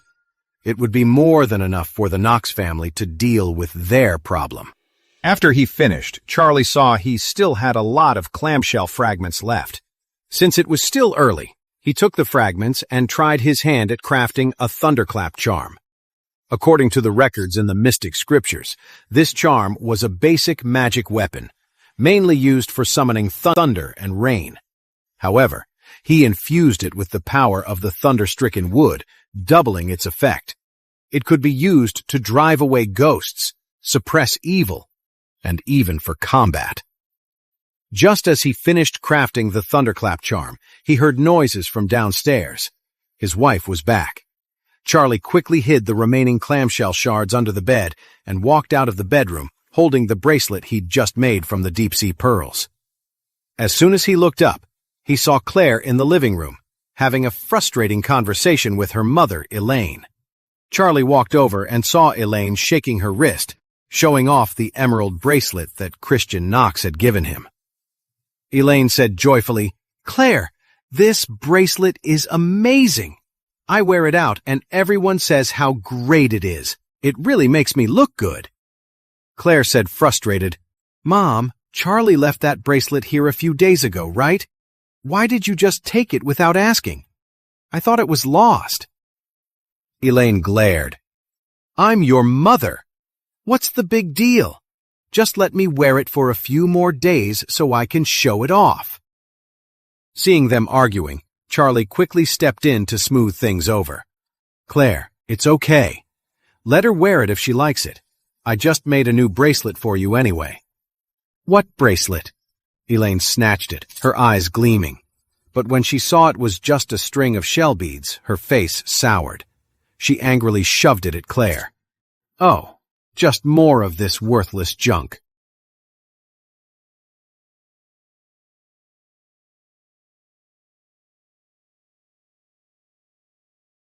Claire took the bracelet and put it on her wrist. She looked at it and asked, "You made this yourself, didn't you?" "Yeah," Charlie nodded. "This shell pearl bracelet is supposed to help calm your nerves and help you sleep. It can also protect you from bad energy and keep you safe. I was running out of time today, so it's a little rough. I'll make you a better one when I get the chance." Before he could finish, Claire smiled warmly. "Thank you. I love it." "You like it," Charlie said, breathing a sigh of relief. The diamond necklace he'd given her before was incredibly valuable, but Claire rarely wore it. She preferred a simpler style and didn't care much for gold or diamond jewelry, avoiding anything too flashy. But this simple bracelet seemed to make her genuinely happy. Seeing how much Claire liked the bracelet, Elaine muttered angrily, "It's not gold or diamond, just a bunch of worthless shell pearls. What's the point of that?" Charlie just smiled, not bothering to argue with her. It was better if Claire didn't know its true value. If she did, she'd know that if this power bracelet were ever sold, a wealthy collector would easily pay over $1 billion for it. After giving Claire the bracelet, Charlie went downstairs, found a same-day courier, and mailed Christian the warding charm and the premium card. This way, he considered his business with him settled. At the Knox estate, Owen Pierce was sitting in the main armchair in the great room, his face dark and silent. He had come to Orris Hill for one reason: that clam. It contained deep-sea pearls, which were essential for crafting powerful magical artifacts. Their value was immeasurable. But he never expected that Charlie would ruin his plans, snatching it right from under him. He gritted his teeth in pure hatred. Stephen stood nearby, his hands clasped respectfully. The reputation of the metaphysical emporium was well known, and the Knox family certainly recognized Owen Pierce's authority. They all stood to the side, waiting in silence. Christian smiled warmly. "I never expected Mr. Pierce to visit my home. The Knox family is truly honored. What brings you here today?" Owen took a slow sip of his herbal tea, set the cup down, and spoke deliberately. "I ran into Stephen at the auction, and he invited me to take a look at your family's fortune." Christian had been ready to give Stephen a piece of his mind, to teach him a lesson about sneaking out.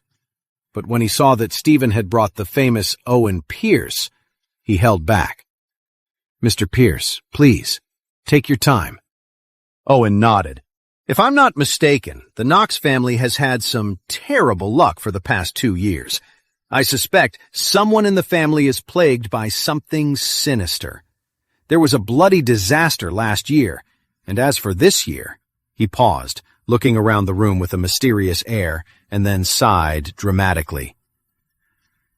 I believe the Knox family's luck has run out. If this continues, your family will be ruined, and everything you've built will be destroyed." As soon as Owen finished speaking, the color drained from Christian's face. He quickly said with great respect, "Mr. Pierce, you truly are a master from the metaphysical emporium. My family has indeed been cursed with bad luck. Please, you have to help us." Everyone in the Knox family was stunned. Owen Pierce was a true expert. Everything he said was spot on. Charlie still hadn't replied, and Christian was getting anxious. But now, with the famous Owen Pierce right here in his home, it felt like he'd been thrown a lifeline. He asked quickly, "Mr. Pierce, is there a solution?" "Of course. There is a way," Owen Pierce said slowly. Then his expression suddenly darkened. "But looking at your house, I fear there has been some kind of dark magic at play here recently. Something that has ruined your energy alignment and sped up the Knox family's downfall. If this is allowed to continue, I'm afraid your entire family will be dead within 6 months." Dark magic? Christian was stunned for a moment. Charlie was the only one who had advised the Knox family on their energy alignment recently. Christian had complete faith in Charlie and quickly said, "Mr. Pierce, are you sure you're not mistaken? There was a Mr. Wade who helped me, and his methods were very effective. He's not some fraud." Owen snorted coldly and shouted, "A person who pretends to be a ghost is an expert at deceiving ignorant people. If you're willing to believe him, then I'll just leave." "Mr. Pierce, please stay," Christian said, panicked, quickly stopping him. "Please, explain it to me. What is wrong with Mr. Wade's methods?" Without raising his head, Owen reached out and pointed to the center of the room. "Bring me a bowl of water." Christian quickly ordered someone to bring a bowl of clear water. Owen took the clear water, muttered a few words, dissolved a few charms in it, and then flicked the water onto Christian's eyelids. Christian opened his eyes and was immediately terrified, stumbling backward. "Mr. Pierce, what is this?" He suddenly saw a strange layer of black smoke covering his house. Moreover, hovering over the heads of the Knox family members were wisps of gray, lifeless air, and their faces were pale, like a group of zombies. Owen snorted. "I opened the eyes of the sky to you. What you see is negative energy. Your family members are all in grave danger and will die soon." Christian was so frightened he collapsed into a chair and muttered, "What can I do about this?" "It's okay. My being here today must be fate," Owen said. He took out a protective charm and handed it to one of the Knox family members. Christian suddenly saw that this protective charm glowed with a faint golden light, and the golden light immediately diminished the wraith hovering over the person's head. Owen flicked his hand in front of Christian, and everything he was seeing suddenly disappeared, returning to its original state. "This is..." Christian broke out in a cold sweat and said hurriedly, "Mr. Pierce, you're a miracle worker. Please save the Knox family. I'm willing to pay whatever it takes. Saving a life is its own reward. That's why I came here today," Owen said. He took out dozens of good luck charms and handed them over. "Have your family carry these with them, and it will naturally get rid of the bad luck." Christian took them gratefully, but hesitated. "I wonder, Mr. Pierce, how much are these worth?" Owen waved his hand. "Getting rid of bad luck is a good deed in itself. I don't accept money for it.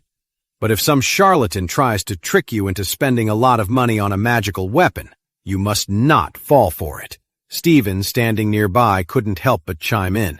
"Uncle, I told you Charlie is a liar. He took money from our family, and who knows what he spent it on. You have to get that money back, or we'll sue him for fraud. Let him rot in prison." Skylar frowned, thinking. For some reason, she felt that Owen was the one who seemed like a liar. That Charlie, aside from seeming a little lazy and not the sharpest tool in the shed, didn't seem like a bad person. In fact, a lot of the time he gave off this feeling of mysterious depth, like a deep, dark lake with no bottom, or a deep ocean trench. "You shut up!" Christian glared at Stephen, then turned and respectfully said to Owen, "Thank you for your advice. I will definitely keep it in mind." Owen nodded meaningfully, got up, and left. As soon as Owen was gone, Stephen immediately said, "Uncle, Owen Pierce is a famous master from the Metaphysical Emporium. How can a liar like Charlie even compare to him? This time, Mr. Pierce solved all our family's problems, and it didn't cost a penny. Owen Pierce didn't charge any money, but Charlie scammed our family out of a fortune. He spent $100 million, and all we got was a piece of a broken shell. It's a total scam. You're too naive. How could you give him so much money?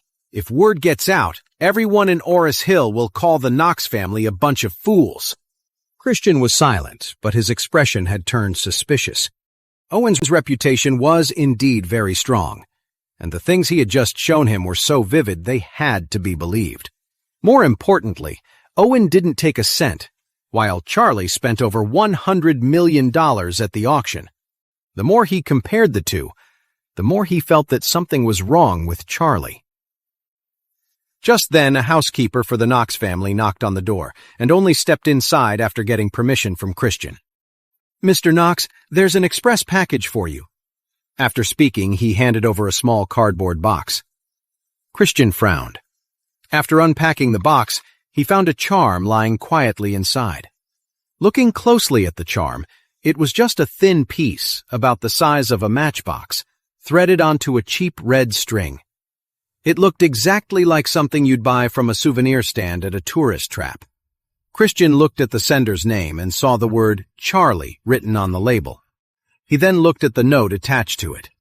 It had only a few words written on it. "Warding charm. Hang in the main hall to ward off evil."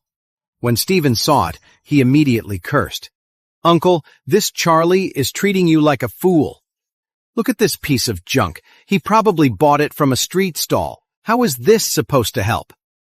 And he gave us this thing after we paid him over $100 million. He had the nerve to mail it to us. He has zero respect for you. You tell me, if Charlie isn't a liar, what is he?" Stephen was furious and said sharply, "Uncle, let's go find Charlie and get our money back. If he skips town, we'll be out a huge amount of money." "You just be quiet for a second and let me think," Christian said, rubbing his temples. He stared at the warding charm, but he couldn't see anything special or magical about it. After a moment of hesitation, Christian called the Knox family members together. With a serious face, he announced, "This is about the life and death of the Knox family. It's extremely important. Tomorrow, I'm going to see Charlie and demand an explanation. All of you must wear Owen Pierce's protective charm. Don't take it off for any reason." "Yes," everyone replied. "Uncle, I want to go too," Stephen said, gritting his teeth. "This Charlie guy has caused me nothing but trouble.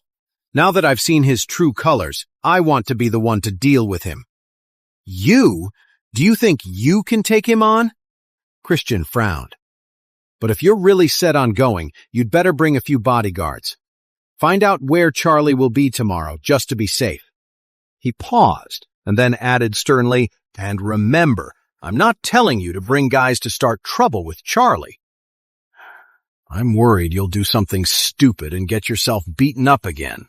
Stephen was thrilled, and said immediately, "I understand."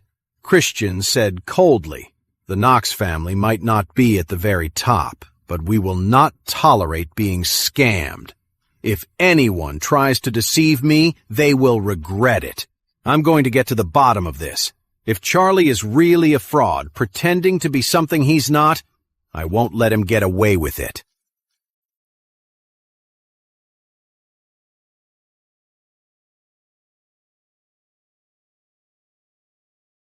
After leaving the Knox house, Owen Pierce immediately started scheming. Of course, he wanted to get revenge on Charlie and get back the clam Charlie had taken from him. But that wasn't enough. Since he was in Oris Hill, he also wanted to build up his reputation. attract a following, and boost his career. So, he came up with a plan that he thought would kill two birds with one stone. He would use Charlie to make an example of someone, and that would make all of Auris Hill respect him. Charlie had no idea that this so-called master, Owen Pierce, was planning to use him to make a public statement. That evening, he was getting ready to go grocery shopping and make dinner when he got a surprise call from Warnia. He answered, and Warnia's tone was serious. She got straight to the point. "Mr. Charlie, that Owen Pierce has invited a few experts in antiques, energy consultancy, and metaphysics to a banquet at the White family's house. He asked me to see if you have time to attend." "The White family? What kind of family are they?" Warnia said. "A middle-class family. They have two sons, Gerald and Fred White. Both of them." "Why would he choose their house for this?" Charlie asked, confused. Warnia explained. "The White family has been having a rough time lately. The son, Fred White, and his nephew, Gerald, have been running into one problem after another. The family business has also taken a nosedive. So the head of the White family begged Owen Pierce to come and help them with their home's energy alignment." She continued, "But I think there's more to it. Owen Pierce has invited a bunch of metaphysics experts. It can't be as simple as him just trying to make some money off the White family. He must have something else in mind." Charlie smiled and said casually, "I snatched that clam from him at the auction and left him speechless. I'm sure he wants to get back at me. I bet he's setting a trap for me this time, right?" With a slight smile, Charlie added, "But I'll go. I want to see what tricks he has up his sleeve, face to face." Seeing that he'd agreed, Warnia said, "Great, it's at the White family's house. Let's go together tomorrow morning. I'll drive over and pick you up." "Sounds good." Early the next morning, Warnia drove to pick up Charlie, and they headed to the White family's estate. The White family's villa was located on a mountainside in the suburbs with beautiful scenery. The homes in this area were all built in a classic antique style. The White family had spent hundreds of millions of dollars on the decor. They usually used the place to host important guests or entertain friends. Outside the pavilion by the lake, there were dozens of oak armchairs. About a dozen invited guests were already seated, talking amongst themselves, with laughter breaking out every now and then. Sitting at the head of the table was a heavy-set middle-aged man. He was Fred White's father, Salmon White, and sitting beside him was Owen Pierce. Besides those two, Charlie also spotted a couple of familiar faces, Lucas Finley and Wyatt Gilmore, who were with him. When Lucas Finley saw Charlie walk in, he gave him a nod. Salmon White shot him a sideways glance and snorted. He obviously knew that Fred and Gerald had lost out to Charlie, so he wasn't exactly happy to see him. Terry Castillo quickly stood up to greet them and said, "Mr. Charlie, Miss Smith, you made it." Charlie nodded and smiled. "I just came to see what Master Pierce is all about." A middle-aged man in a formal robe asked in surprise, "Is that the guy who bought the final item at the auction for $1 million?" Terry smiled and introduced him. "That's Mr. Wade." "What? Master Wade?" Salmon White glanced at Charlie with disdain and then smirked. "The title of master doesn't mean much these days. Any nobody can call themselves a master. The truly capable ones, like Owen Pierce, are usually much more low-key."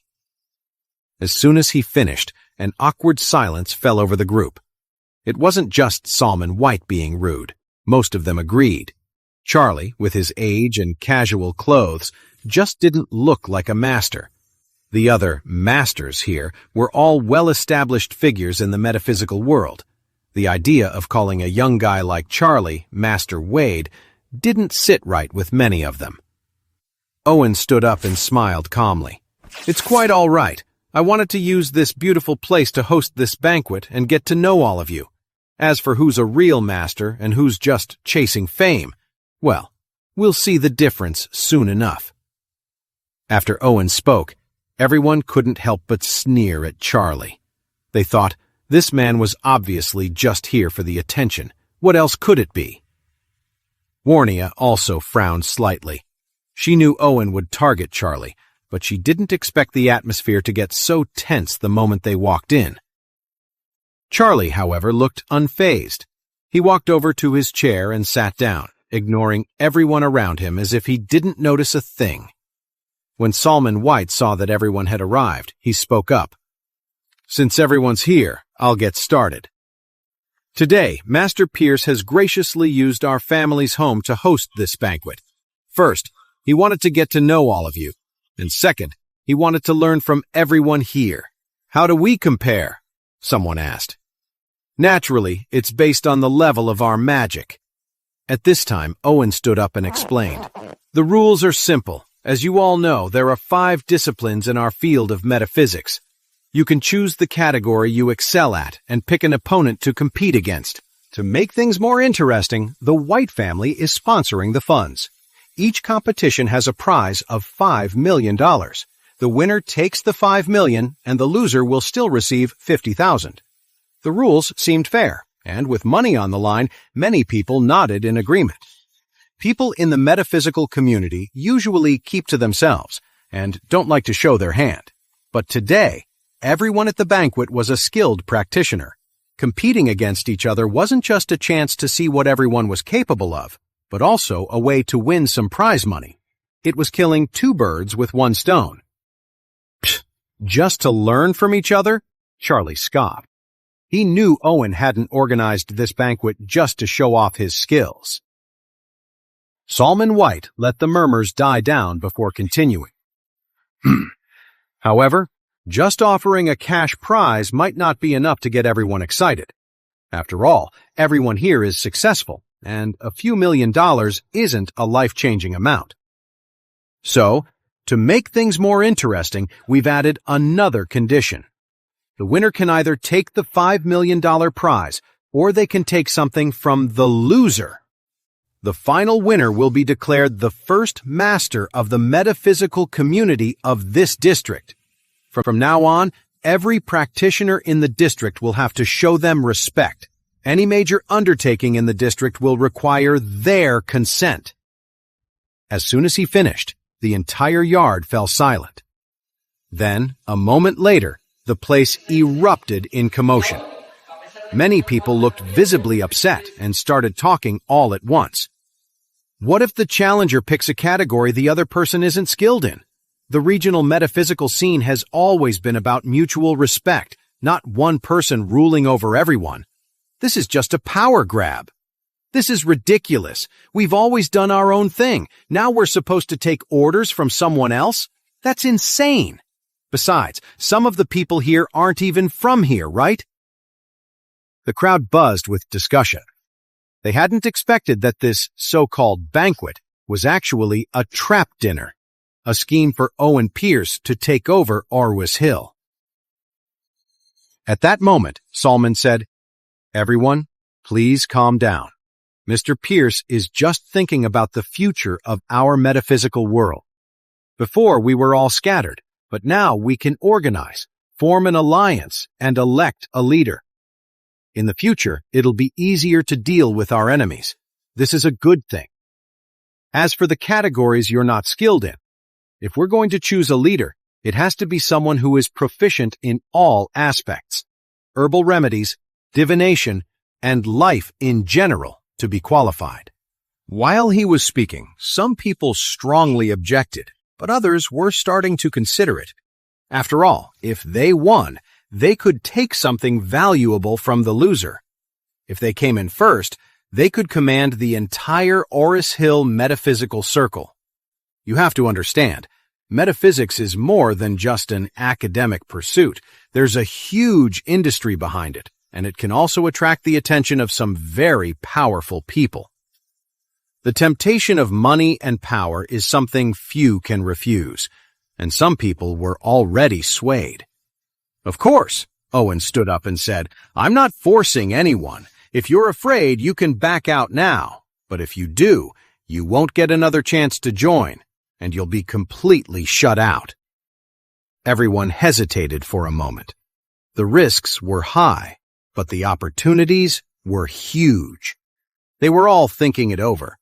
After all, the idea of becoming the leader was a great temptation, and no one thought they were bad enough to lose.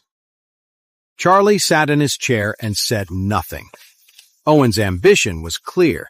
This was his way of getting a foothold on the mainland. However, Charlie had no interest in this metaphysical society and planned to just sit back and watch the show. Soon, a middle-aged man with a short beard stood up. The middle-aged man casually pulled out a runic tablet the size of his palm. He waved it in the air, and the tablet gleamed brightly. "I am Callum Jones from Skyview City," he announced. "I'd like to challenge Owen Pierce's skills in a casual conversation." The Jones family was a well-known family in the world of metaphysics, specializing in tarot reading, a tradition inherited from their ancestor during the Thompson era. Callum Jones was the 46th generation descendant of the Jones family, which was famous for its accurate readings. He was a big deal in Skyview City, and he was naturally proud. The first challenge was for Owen Pierce. "All right!" The crowd burst into applause. Callum Jones lifted his chin arrogantly. "This runic tablet was passed down from the Northgate estates and has helped many masters of tarot reading. As for who should be number one in the district, I think the Jones family deserves to be at the top." Owen also stepped into the center of the yard, nodding slightly at Callum with a smile. "That runic tablet is indeed a fine piece, but it won't be yours for much longer." He reached into his pocket and pulled out a small pouch.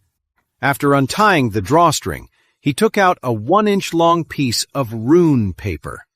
This paper also had a faint glow, with intricate crimson glyphs drawn on it.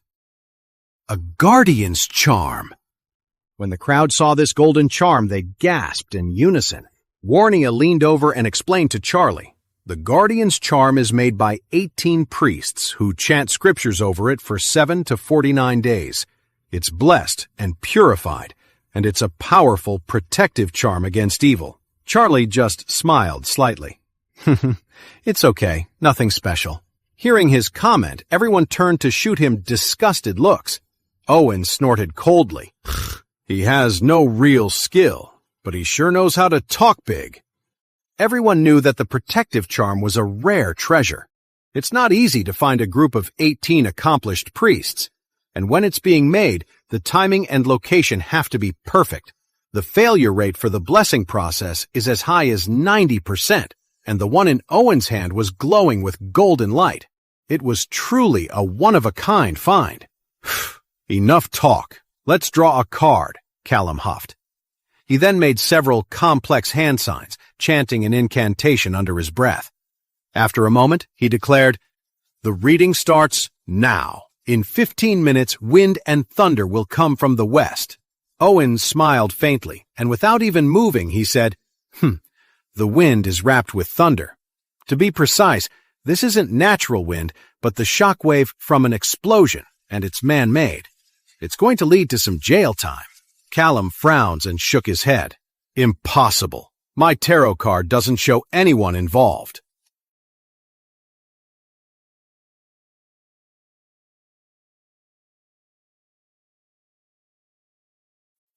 Owen just smiled and didn't answer. Everyone was curious and waited to see what would happen. 15 minutes passed quickly. Callum stared nervously into the distance, looking completely dazed. Just then, a loud bang suddenly echoed from the west. A gust of wind swept through the yard, and the ground trembled slightly. Solomon smiled and pulled out his phone. "I just got a news alert," he said. "Over at Sierra Ridge, someone was illegally quarrying for rocks, which caused a 2.4 magnitude tremor. The police have arrested him." Callum's face went pale, and he froze on the spot. He had only predicted wind and thunder, but Owen had foreseen that the event was man-made and would lead to jail time. He looked up, all the arrogance from before gone, and gave an embarrassed smile. "Mr. Owen, you're incredible." "I, Jones, have lost. I'll be leaving this gathering now." With that, he bent down to pick up his runic tablet, turned, and started to leave. "Hold on," Solomon shouted. "Mr. Jones, since you competed, you have to follow the rules." "What rules?" Callum's expression soured. According to the rules, the winner has the right to take your item, and you have to publicly admit defeat and show respect to Owen from now on. That's ridiculous. This is just a gathering. You want to take my magic weapon, and you expect me to bow down to someone else? You're dreaming. Callum laughed in fury. He had a fiery temper and couldn't stand the thought of submitting to anyone. Owen raised a hand and took out another rune. He traced a few symbols on it with his finger, then said sharply, "By my command!" A loud crack split the silence. In front of everyone, Callum's runic tablet suddenly broke in two and fell to the ground. "You!" Callum's treasure was destroyed. He was terrified, trembling with rage. Owen said proudly, "If you don't follow the rules, your artifacts get destroyed. Don't bring such garbage to me." Callum's face was ashen. He knew that his own skills were nothing compared to Owen's. He had destroyed his treasure with a single command, and Callum didn't even have the strength to fight back. Glancing at the shattered pieces of his runic tablet on the ground, Callum gritted his teeth and said, "I was foolish and out of my league." After speaking, he didn't even bother to pick up the broken pieces and left with a dark expression on his face. Seeing this, the expressions of everyone present changed. Owen was on another level. People who had been feeling confident just moments ago were now hesitating. Lucas also frowned and whispered something to Wyatt. Immediately afterward, Lucas stood up, waved his hand dismissively, and said, "What's the point of such a boring gathering? Goodbye, everyone." After that, he and Wyatt turned to walk out. Suddenly, 4 burly men in black suits stepped out from the sides, blocking their way. Lucas said angrily, "What are you doing? Mr. Gilmore, why the rush to leave now that you're here?" Owen stepped forward and smiled faintly. "My gathering isn't a place you can just come and go as you please. If you want to leave now, wouldn't that be a violation of the rules?" Lucas snorted coldly. "I'm not a member of your metaphysical circle. It's none of my business who you choose as your leader." Owen replied with a cold sneer. "If you want to go, you can. Just leave something of value behind and admit that I'm worthy of your respect." Lucas had his pride. He was furious at Owen's words and snapped. "What do you mean? Let me handle this, Mr. Finley," Wyatt said in a deep voice, stepping forward. He glared at Owen and warned, "If you dare to try and stop us, don't blame me for what happens next." Seeing Wyatt was about to make a move, everyone present cheered. "Go, Mr. Gilmore! Show this smug practitioner from New York City what we are made of. An outsider thinks he can take over Oris Hill? He's dreaming. Put him in his place. We won't let some outsider run wild here." Owen smiled coldly and said, "If you're not convinced, you're welcome to try me." Wyatt was furious and threw a punch at Owen. The punch was powerful, and it was clear that Wyatt was no ordinary man. "Is that all you've got?" To everyone else, it was just a blur. One moment, Owen was standing still. The next, he was right in front of Wyatt. He stretched out his hand and slapped an arcane symbol onto Wyatt's forehead. Warnia gasped in surprise. "He's so fast." Wyatt froze, stiff as a board, as if he'd been hit by a binding spell. Only his eyes could move, darting around in a panic. Owen looked calm, smiled slightly, and then suddenly barked out a command. "Get down!" As if obeying the order, Wyatt suddenly dropped to the ground, landing on all fours. "Mr. Gilmore!" Lucas gasped, shouting his name. The surrounding crowd looked at each other, completely stunned. With just one move, Wyatt was defeated without even a chance to resist. Just how powerful was this man? Wyatt lay on the ground, furious, but his body wouldn't obey him at all. His mouth moved on its own, angrily spitting out, "You monster! What kind of sorcery is this? With your pathetic little tricks, you still have the nerve to challenge me?" Owen sneered, then suddenly barked, "Now, show me how a dog barks." Wyatt was horrified and desperately tried to shut his mouth, but it wouldn't close. He couldn't even control his own vocal cords as a dry bark escaped his lips. Lucas was so shocked he stumbled back. Wyatt was over 60 years old, Yet there he was, on the floor in front of Owen like a dog letting out pathetic barks. It should have been a ridiculous sight, but the room was dead silent. The crowd was horrified. A chill of fear ran down their spines. Owen had defeated 2 masters in a row in less than 10 minutes. How could anyone be this powerful? "The puppet technique," Terry murmured, his face a mask of shock. "This is a technique thought to be lost long ago." As he spoke, a collective gasp went through the room. The puppet technique was passed down from Appalachia. It was originally a secret art passed down from the ancient grave wardens, but it has been lost to time. To be able to witness it with their own eyes was unbelievable. This was all the proof they needed that Owen was on a completely different level, and no one here could possibly match him. Wyatt was still on the ground, his face beet red with shame. He couldn't control his own body, and he wished the ground would just swallow him whole. Owen waved his hand, and Wyatt suddenly went limp, collapsing onto the ground in utter humiliation. "So, Mr. Gilmore, have you had enough?" Salmon laughed.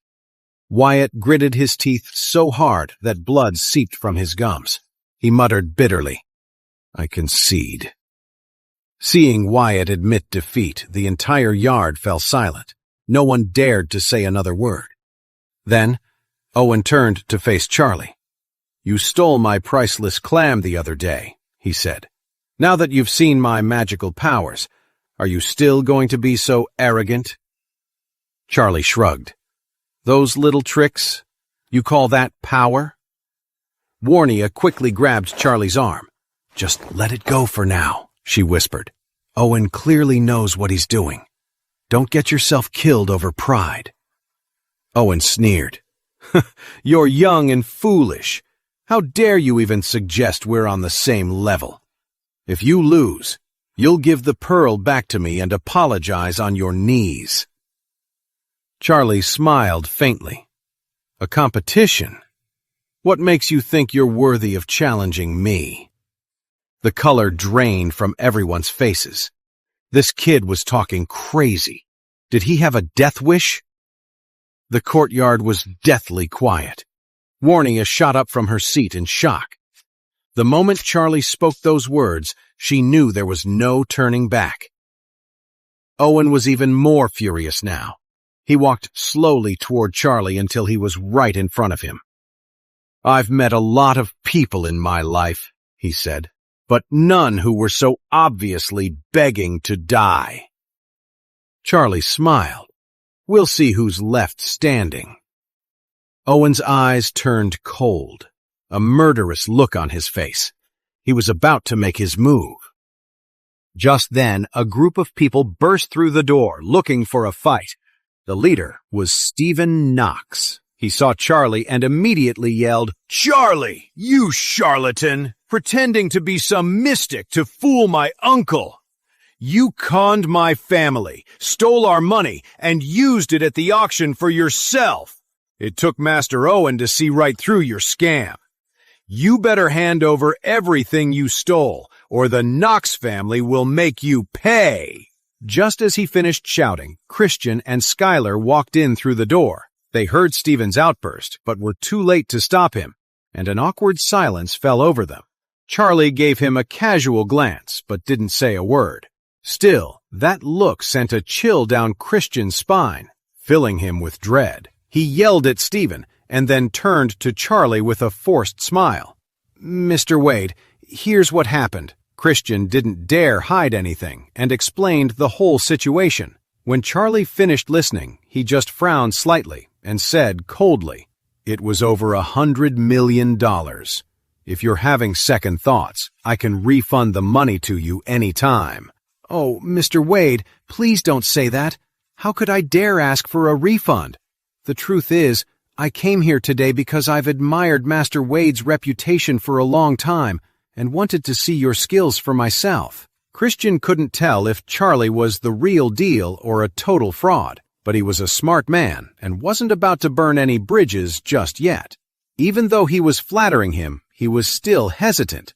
He figured he couldn't gauge Charlie's abilities on his own, so he might as well let Owen test him. If Charlie showed his true colors in front of Owen, then Christian would have no problem getting his money back, and then some. So he turned to Charlie and the others with a polite but dismissive smile. "Well, I won't disturb Master Wade any longer. We can talk about this later. You all seem busy with important matters, so I'll stay out of your way." Stephen looked like he was about to say something angry, but Christian shot him a fierce glare, and he immediately shut his mouth. When Owen saw this, he smiled at Christian and said, "You've come at the right time. I know the Knox family has been having some trouble lately, and Charlie here seems to be involved. I'll test him today, and, while I'm at it, solve your family's problems for you. Charlie, if you dare to compete with me, not only will you die today, but after you're gone, I'll make sure to destroy everything you care about." Charlie frowned and said with a sneer, "If you're so eager to die, then I'll be happy to grant your wish."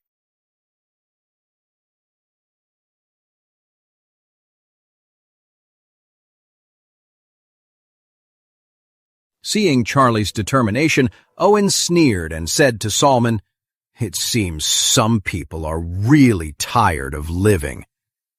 Go and prepare for me 3 sticks of sandalwood, an ornate silver censer, and an oak wood sword. I'll grant his wish myself." Solomon didn't dare to hesitate and had everything ready in a flash. A moment later, sandalwood was burning in the censer, sending a thin curl of smoke into the air. Mr. Owen raised the oak wood sword, chanting under his breath. Standing next to him, Christian started to feel dizzy, as if his head was pounding and his temples were throbbing. He tried to bear it, but he really couldn't stand it and pleaded, "Mr. Pierce, how much longer is this energy alignment session going to continue?" "Your family's aura is very heavy," Owen replied. "This reaction is a sign that it's working. It needs time to do its job. Please, just hang in there for a little while longer." Hearing Master Pierce's command, Christian could only grit his teeth and endure. But the longer he had to be patient, the more uncomfortable he became. He wasn't just nauseous. A sharp pain was now stabbing through his head. But fortunately, a charm he wore on his chest suddenly grew intensely warm, the heat spreading through him and protecting his heart, keeping him from collapsing on the spot. Christian was shocked. "Isn't this the charm Charlie gave me?" Unaware of what Christian was thinking, Owen took a sip of water and sprayed it onto the oak wood sword, then swiped the blade through the rising smoke. Just as the sword swept across the smoke, Christian suddenly felt like he'd been hit hard in the head. A sweet, coppery taste filled his mouth, and a spray of blood spurted from his lips. "Uncle!" Stephen cried out, shocked, and rushed forward to hold him up. But Christian's face was ashen, and he didn't even have the strength to speak. "Mr. Pierce, what happened to my uncle?" Stephen asked anxiously. Owen's expression remained unchanged. He said, "The Knox family's aura is too heavy. I had to break it with an aggressive energy alignment technique, and the head of the family is naturally the first to feel its effects." Christian struggled to pull his weakened body upright. "Thank you, Mr. Pierce, for setting this up," he managed to say. "I am grateful." After he had coughed up the blood, he actually felt a lot better. Not only that, but Stephen also felt the positive change in himself and quickly thanked Owen as well. Terry frowned and said, "Owen is really skilled. The evil spirits in the Knox family are so strong, and he managed to lessen them. The guy really knows his stuff." Everyone there was an expert in energy alignment, so they didn't need an explanation. They all understood that Owen had broken the curse of the Knox family's evil spirits, and they looked at him with newfound admiration. "Uncle, let's go sit over there." Stephen helped Christian to a chair, then turned to glare at Charlie. He said provocatively, "So, what do you have to say now?" Hurry up and give our family our money back." Charlie smirked and said, "I can give you the money back, but I'm afraid Christian won't be around to spend it." "What?" Christian was completely shocked. Charlie glanced at him coldly and said, "Look at your palm. Do you see a thread of fate?"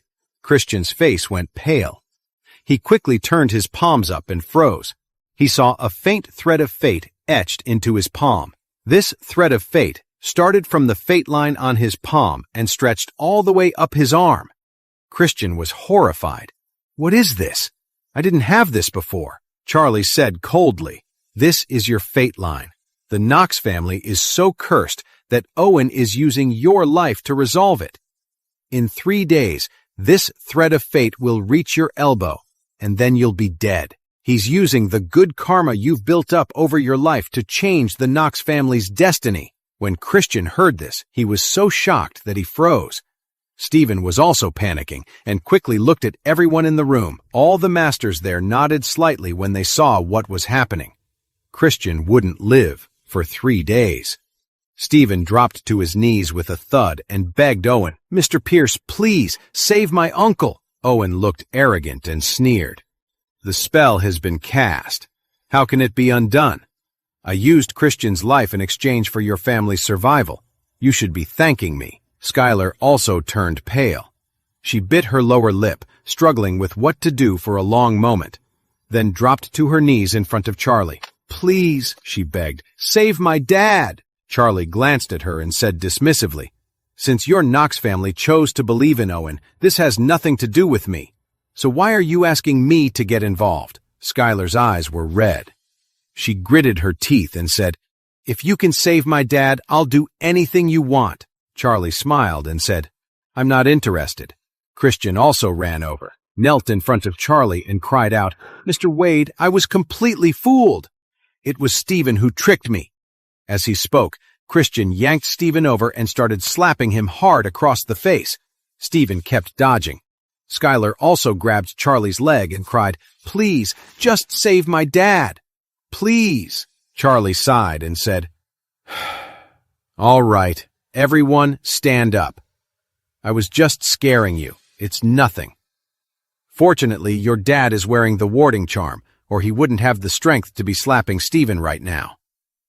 Christian looked doubtful. He took the charm from inside his shirt and said, "Is this really working?" Charlie nodded. "The thread of fate is fading quickly. With Owen's cheap tricks, he's a long way from being able to break my charm." Christian looked down at his arm and saw that the thread of fate had dimmed a lot and was slowly disappearing. He couldn't help but be overjoyed. "Thank you, Mr. Wade. If it wasn't for you, I would be dead today." Charlie waved his hand and said, "It's because you got lucky. You happened to be wearing the charm. Otherwise, I wouldn't have bothered with you." After he finished speaking, Charlie turned his head to look at Owen and said, "Now, the result is obvious. Aren't you going to admit you lost?" Stephen finally came to his senses, knelt on the ground, and apologized to Charlie without saying a word. Owen's face turned red with fury. He stared at Charlie and snarled, "You think you won with a few cheap tricks? I was going to spare your life, but you're just too stubborn. I'll give you one last chance. Hand over the clams, kneel down, and apologize." He didn't want to use his final trump card, but it had come to this. Charlie had already beaten him, rendering his whole plan useless. What's more, once he played this card, not even he could completely control it.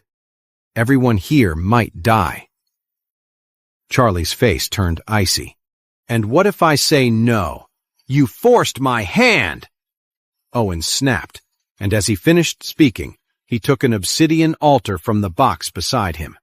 A few black mosquitoes flew out of the altar and instantly pounced on the meat and vegetables on the table, devouring them. Warnia looked baffled and said, "Does Owen raise mosquitoes?" Everyone watched the black mosquitoes swarm the food, and it was a bizarre sight. The other masters present were completely confused. They had no idea what was going on and started murmuring to each other. But a moment later, the meat dishes that the black mosquitoes were eating rapidly changed color, and countless smaller black mosquitoes emerged from the meat. In less than 5 minutes, the fresh dishes on the table were all rotten and spoiled, and a dense swarm of mosquitoes emerged from them. There was a rooster on the grass in the yard, one that the White family kept. A few of the mosquitoes flew toward the rooster at an incredible speed. After more than 10 seconds, the rooster shrieked and flapped its wings wildly, then dropped to the ground, convulsed, and died. From the feathers of the dead chicken, a large black mosquito wriggled out and flew into the air. The swarm of black mosquitoes in the sky was thick, rushing toward the crowd like a tornado. The yard erupted into chaos, and the crowd scattered, desperately trying to get away. These black mosquitoes were extremely poisonous. They didn't just bite people, they also burrowed into the skin through the wound. The mosquitoes were tiny, only the size of grains of sand, and a bite would cause intense swelling and pain. The masters in the yard used every trick they knew, throwing lucky charms and chanting mantras. Some people even dove under the tables, while someone else jumped into the pool with a splash, screaming the whole time. "What in the world is this?" Warnia was terrified. "It's a ghoul!" Terry was shocked and furious. "It's a dark art from West Texas. I can't believe Owen would raise something so evil." Owen laughed cruelly and said, "This ghoul is made from an unborn child. It's the most poisonous thing there is. Since you won't show me respect, none of you are getting out of here alive." The swarm of black mosquitoes grew larger and larger. An old master was bitten and swelled up all over. He started vomiting black blood and fainted, collapsing to the ground. The sight of the black mosquitoes swarming the air was enough to make your skin crawl, and Warnia was panicking. But soon, she discovered that there wasn't a single mosquito anywhere near Charlie. As soon as the mosquitoes got close to him, they instantly turned into black ash, as if they had encountered something absolutely terrifying. At that moment, Charlie smirked. He started walking slowly toward Owen, completely untouched by the swarm, holding a seashell charm in his hand. This was the thunderclap charm he had created. It gave off a faint glowing light with a crackle of thunder around it. Seeing this, Owen muttered, "How are you doing this? This is impossible." Charlie looked like he was bathed in a halo, like a god had come down to earth. His expression was calm. "Impossible! The necromancy spell is unbreakable. No one can stop it," Owen roared hoarsely. Charlie looked at Owen and sneered. "You call that power? Today I'll show you what real supernatural power looks like." Then Charlie yelled, "Here it comes!" As soon as he spoke, there was a loud crash. In an instant, a clap of thunder shook the sky. The clear sky from just a moment ago suddenly filled with black clouds. In the blink of an eye, the entire sky was covered with dark clouds. "This is—" Terry looked up at the sky, too shocked to speak. Everyone, including Warnia, had the same stunned expression. Christian murmured, "It's a miracle." "This is a miracle." A second later, a bolt of silver lightning shot straight down from the sky. A furious bolt of lightning struck the swarm of mosquitoes, instantly turning them to ash. Tables and chairs splintered, trees toppled over, and the air filled with the sharp smell of something burning. But Charlie just stood there, with his hand raised, staring coldly as the lightning flickered around his body. A powerful wind swept through the courtyard, and a heavy rain began to pour down, washing the whole area clean. A few seconds later, the crowd snapped out of it and started scrambling for cover, terrified of being struck by lightning.